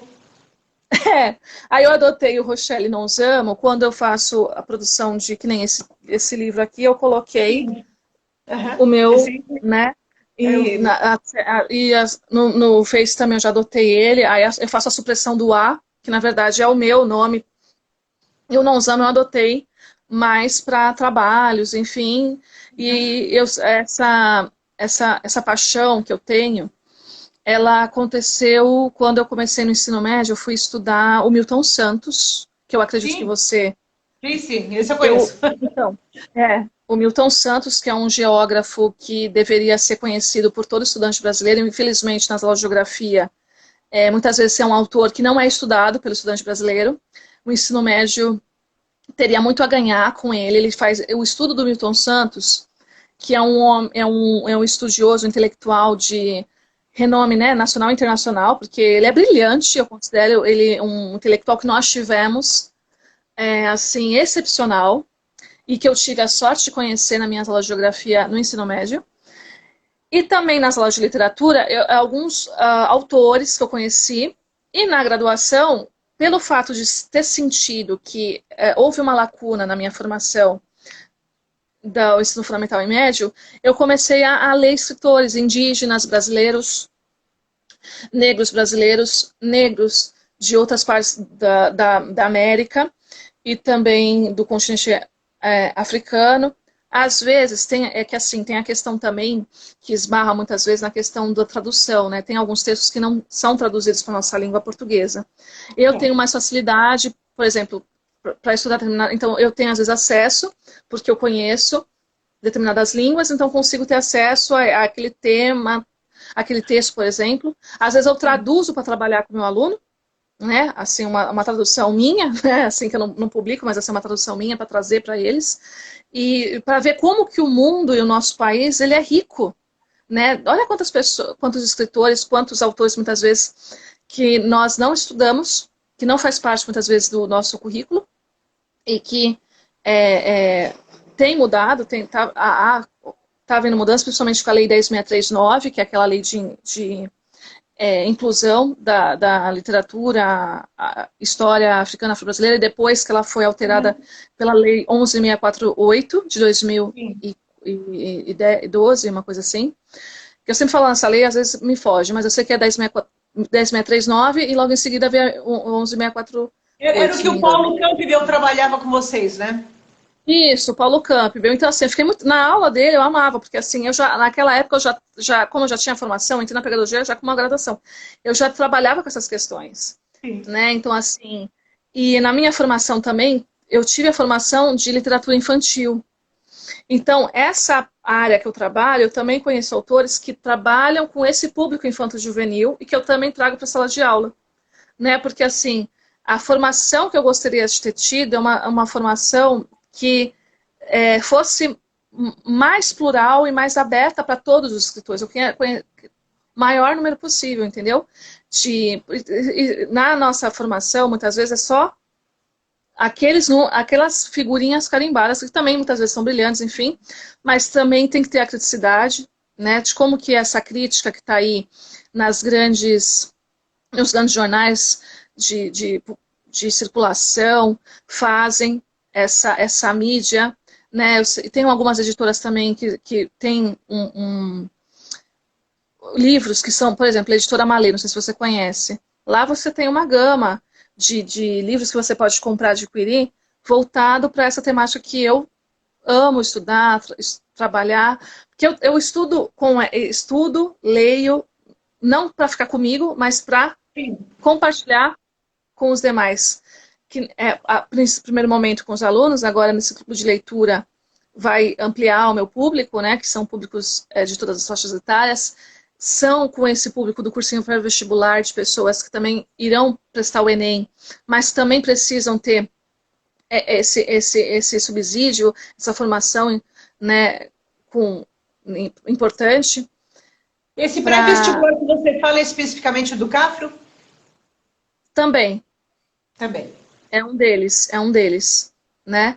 E eu, assim, não tenho uma paixão muito grande por tudo isso. Então foi assim que começou. Mas assim, a minha mãe também, na verdade, como ela tem a origem dela, enfim, com ela também, desde a infância, eu tenho isso muito desde pequena, Márcia. Sim. Então, isso faz parte também da minha formação enquanto, né, ser humano, enfim, como filha. E a minha mãe, ela tem muita bagagem em relação a isso, né? Então foi dessa forma. E a tua ida para a Casa da Mulher Negra? A minha ida... É a tua mãe que faz esse vínculo ou não? Você mesma espontaneamente se procura? Não, isso não foi minha mãe. Foi eu espontaneamente. Na época que eu ainda estava na graduação de letras, e no Educafro também, porque Educafro foi um importante lugar pelo qual eu passei para a minha formação política, né, porque é importante essa formação política que eu tive lá também dentro. Então, eu comecei a pesquisar os autores aqui da Baixada, e uma delas foi a Elza Rufino, e na época, porque a Casa de Cultura da Mulher Negra, se não me falha a memória, se não me engano, eu tenho quase certeza que ela não tem mais aqui, infelizmente, em Santos, né? Porque eu acho que, não sei se foi falta de patrocínio, alguma coisa, porque não é fácil também manter um lugar assim. Deveria retomar, que é um lugar muito importante, porque assim, era aberto ao público, né? A biblioteca também riquíssima, e tinha esses autores que eu te falei. Então eu comecei a frequentar lá, aí comecei também a conhecer a Urivani, que é a arte educadora desse espaço, e né, com ela, alguns anos depois, eu fui fazer um curso de torso africano, aí eu aprendi a fazer amarrações, aprendi também, a gente também estudava... Né? São os turbantes, né? Os torsos africanos são os turbantes. E nesse curso também ela trazia muito do conhecimento dela, porque ela já tinha viajado para o continente africano, conhecido alguns países ali do continente, e ela trouxe muito desse conhecimento que ela adquiriu ali em locus, né, para nós do curso. E aí depois, nos encontros presenciais, na época que eu fiz, que foi alguns anos, né, não foi, acho que foi 2013, 2014, faz um tempinho já. Nesse curso, eu, além de aprender tudo isso, surgiu a ideia de nós nos reunirmos e montarmos um livro. E esse livro tem uma primeira parte, ele é uma narrativa, é uma peça de teatro, que Sim. nós construímos as características de cada personagem, as protagonistas são personagens negras, né, dessa história, dando relevo e nesse livro, nessa narrativa, vai trazendo vários símbolos, que representa toda essa formação histórica, que faz parte da formação histórica nacional, né? E alguns elementos que, como eu também conhecia muito, eu estudo muito sobre candomblé, tudo, porque como eu tinha que estruturar personagens, então assim, ela tem muita característica, até as cores de roupa que elas usam fazem alusão a determinado orixá. Eu tenho muito esse conhecimento, porque quando eu vou construir uma narrativa, um texto, isso também tem muito a ver. E eu sou apaixonada, que nem eu falei para você. Eu não sou uma pessoa fechada, eu sou aberta. Eu desde criança, nesse ponto, eu não coloco uma barreira. Eu estou aberta a estudar culturas, tudo. E eu não tenho, na verdade, e essa formação, eu não tinha... Então, foi quando eu conheci, eu me encantei pelo candomblé. Eu acho que teve uma live que até uma pessoa veio trazer para você, o Umbanda, né? Eu acho fantástico. Umbanda, E são religiões que nós sabemos, são religiões que, lamentavelmente, nós sabemos que o nosso país, elas sofrem muito com intolerância religiosa. Tem um filho as pessoas trazem questões assim que não tem nada a ver com essas religiões, né? Assim, falta respeito, falta tolerância, falta conhecimento, leitura. Por isso que eu acredito que é importante, né? Por isso que às vezes eu tenho um cuidado também, como eu tenho vários públicos nas minhas redes sociais, eu sou uma pessoa, quando eu vou falar de um assunto, eu gosto de falar, vamos falar de tal assunto? Tá, mas se eu tenho profundidade sobre ele, eu vou falar sobre ele. Se eu não tenho, eu prefiro aprender e ouvir quem sabe.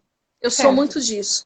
Porque eu vejo que o que tá tendo muito disso, né? Eu vou dar uma opinião, e às vezes essa opinião não é uma opinião, aí dá uma opinião que não é sem fundamentação, conhecimento, aí reproduz. Aqui que foi a Janaína que trouxe a questão da Umbanda aqui para nossa conversa aqui numa das lives. Então, e é fantástico, né? Então, assim... E eu gosto muito de estudar sobre esse tema também, esse assunto.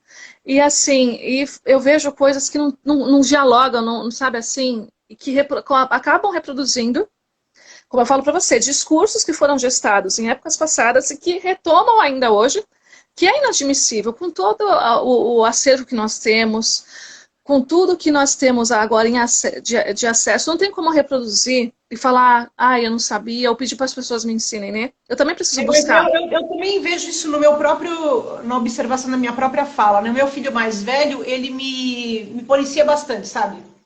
Às vezes ele fala para mim, não tem cabimento mais. Às vezes eu falo para ele, mas isso aqui faz parte da minha cultura, foi assim que eu fui educada. Ele fala, mas não importa, você está viva, está dentro da sociedade, você tem que acompanhar as mudanças. Não sabe mais, né? Então tem coisas que a gente acha para nós é natural, entendeu? Para os mais velhos. Mas os jovens vêm e mostram para nós, não tem mais condições de vocês manterem a sociedade com base nesse tipo de ideia, né? Tem que superar, Sim. Né? Sim, agora, tem que ser superado. Como é que a filosofia coreana aparece aí? Porque ainda conversando com meu filho, eu lembro que toda vez que eu divulgo a live, eu passo aquele folheto de divulgação, e ele sempre me pergunta, quem é a pessoa tal, quando foi o seu? Logo ele chamou a atenção, ele falou, filosofia coreana. Nossa, assim, chocado. Aí eu fiquei pensando assim, né? Porque mesmo a filosofia africana, eu conheço pouquíssimo de filosofia, mas o que eu conheço é a filosofia de fundamentação greco-romana, e depois um pouquinho mais na contemporaneidade, né? Pós-renascença, alguma coisazinha assim.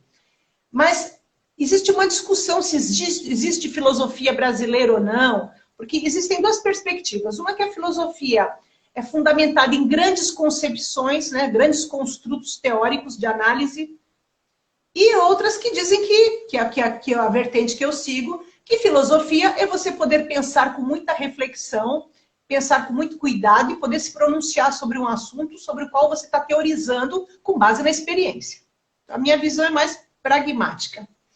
Mas, tendo em vista isso, qual é a discussão de filosofia que você encontra aí, tanto na questão africana quanto na questão coreana? O que é que te chama atenção? Porque você disse que a filosofia você entende como uma coisa que é base para tudo, né? Que a filosofia é fundamental, né? Então, nesse sentido, o que é que você foi encontrar lá na filosofia africana e coreana? Por que você está indo lá buscar informação? Então, na verdade... Ou formação, né? Ou formação, porque talvez seja uma outra forma de filosofar, imagino eu. Então, isso que eu ia falar. Quando você me mandou o folder, eu não tinha reparado. Na verdade, era filosofia africana e literatura coreana. Ah, literatura coreana, foi um erro meu. Não era filosofia. Mas aí, eu vi... Entendeu, Márcia? Deixa eu só destacar essa questão. Você foi gentil, não falou nada. Não, eu não tinha reparado, eu li rápido. Aí quando você... Mas aí, isso eu queria destacar, né? Não, é filosofia africana e literatura coreana. Ok. A minha formação em filosofia, ela foi mais pautada nessa filosofia greco-romana, né? Sim. Com Aristóteles, enfim.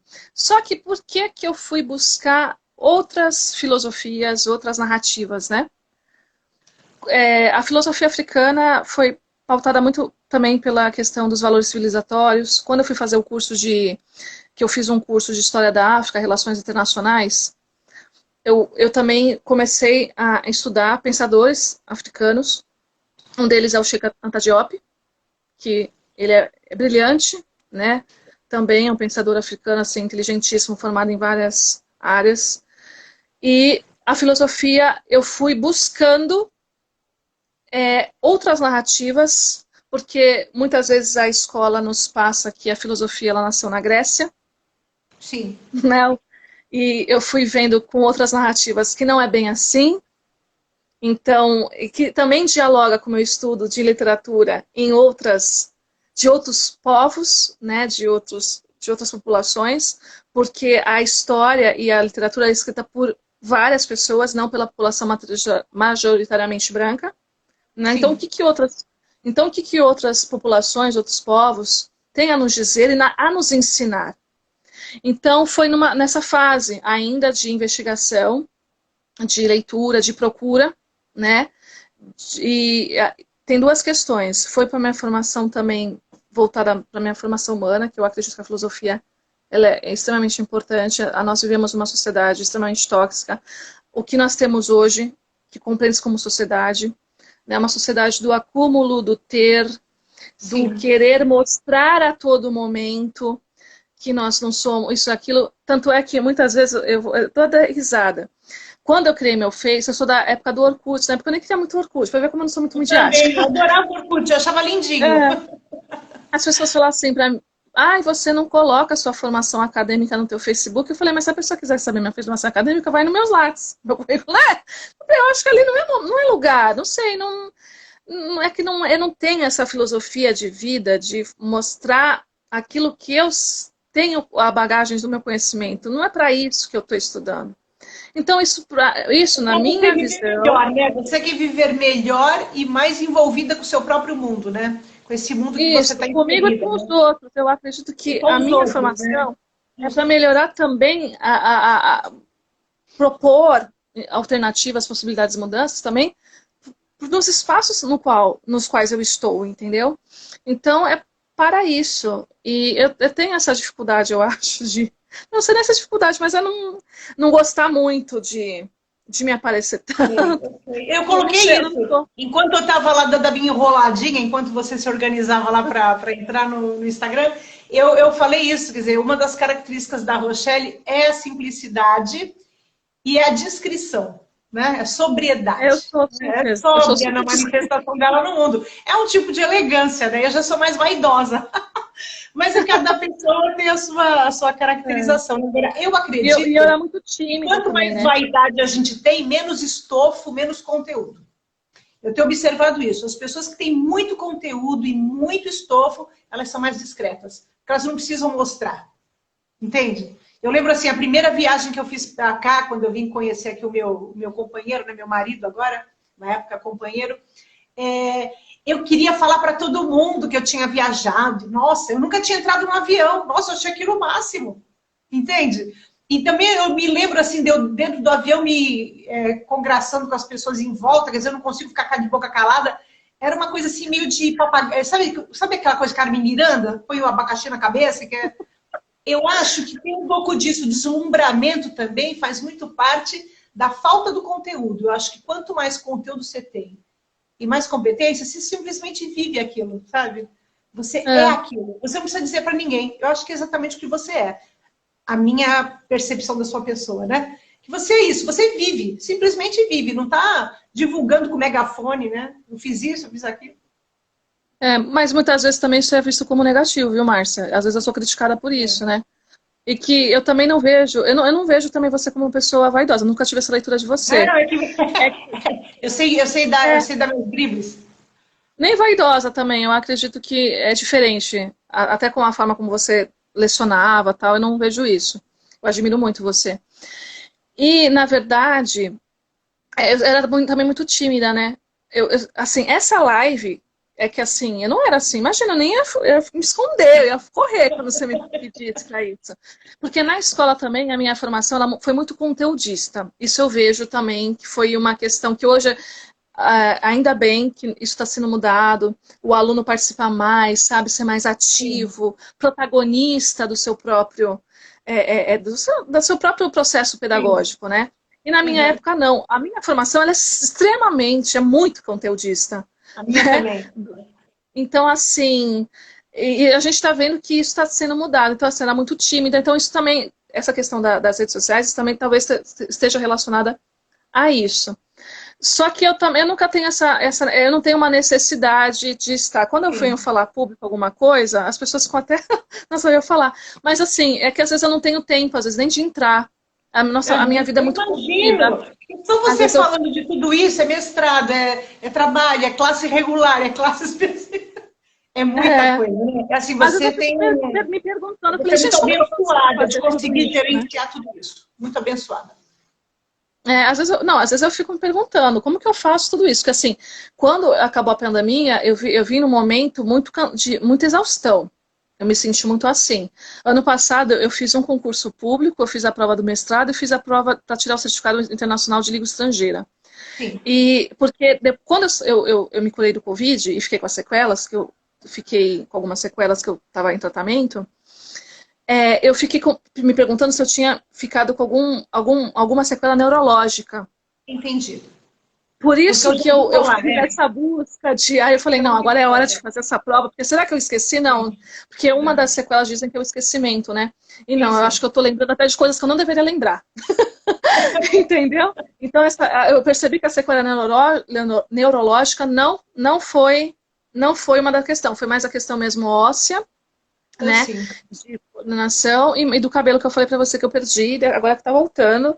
Que o cabelo de qualquer maneira, você não se sinta cobrada, entende? Eu acho assim, sim, é como a Sabe Educação colocou, né? Você apareceu hoje aqui, ela não te conhecia, ela está aprendendo tanto com você, né? Pessoas como você tem que se colocar mais, porém, não é uma obrigação, entende? As coisas têm que ser como você disse, quando você surge aquela possibilidade, você vê que ela é inteligente, é interessante, vai atender o seu propósito, né? Quer dizer, não aparecer para aparecer, né? Fazer alguma coisa que você se sinta engajada, né? Sim, eu respeito muito o meu tempo, eu sempre respeitei muito o meu tempo nesse ponto. E tem uma música que vai ao encontro do que nós estamos falando aqui, que o Milton Nascimento canta com o Lenine, A Vida é Tão Rara, né? Quando a gente, então essa música, ela explica tanta coisa numa letra de canção, então assim, eu vivo pautada, assim, uma das músicas que me traduziriam seria essa, sabe? A vida é tão rara, então eu quero estar com as pessoas, né? Assim, fisicamente falando. A pandemia mostrou que eu amo estar com as pessoas, assim, né? É muito ruim eu estar falando assim, eu queria tanto estar pessoalmente com os outros, sabe? Eu senti muita falta na pandemia, como naquela pergunta que você tinha me falado, como é que foi? Me fez falta o contato. Nossa, eu tô tão feliz que agora eu tomei esse ano, né? Estar com as pessoas, com os meus colegas, poder trocar com meus alunos, estar envolvida nos projetos, poder ter a possibilidade de conhecer outras pessoas, aprender com elas, Nossa, isso é tão fantástico. As pessoas que estão aqui também, sabe? Eu estou olhando, eu estou vendo o movimento aqui, eu não consigo, mas eu vejo elas comentando. É tão rico. É isso que eu acredito que talvez nós precisamos. Eu acredito que uma das aprendiz, que talvez nós não tenhamos aprendido isso. Não sei se isso aprende na academia, com a vida, enfim. É eu olhar para o outro e ver que ele tem uma riqueza inesgotável, sabe? Que eu não sou melhor do que ninguém e que eu tenho tanto a aprender, tantas coisas eu posso aprender com o outro, que nós não somos caixinhas. Eu sou uma pessoa que eu sou tantas coisas que muitas vezes as pessoas querem nos reduzir, ter essa leitura reducionista de nós, e que eu não tenho, que eu não sou assim, né? Eu sou infinito. Tanto é que aqui, assim, o meu e-mail, para quem conhece, é Rochelle Infinito dentro de mim, né? Porque nós somos infinitos, né? E é tão importante, é tão valioso isso.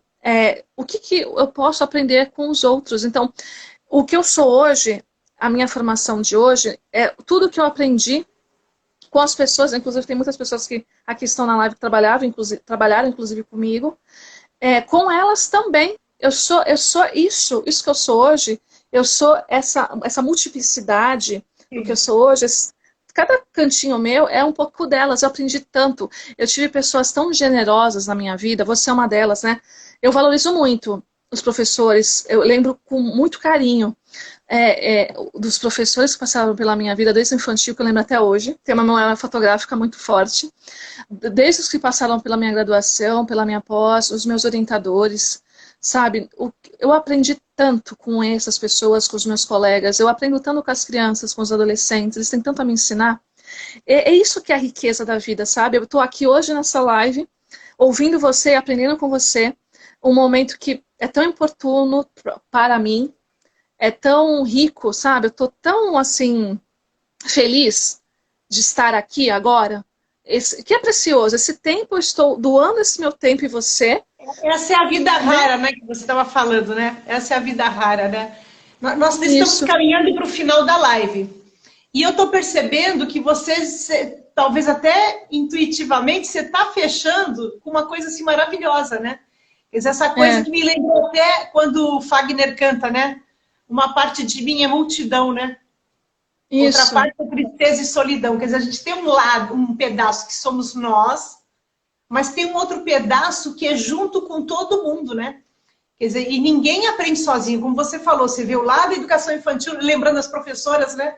Fotografando na mente os colegas, os professores, as pessoas que te fizeram, né? E essa gratidão que você tem, né? Que eu acho que a gratidão é muito mais que uma característica, é quase que uma dádiva, porque há pessoas que têm essa gratidão natural pela vida, né? É o que você falou, a vida é rara, né? Então, cada um desses momentos foram fundamentais para você ser quem você é, né?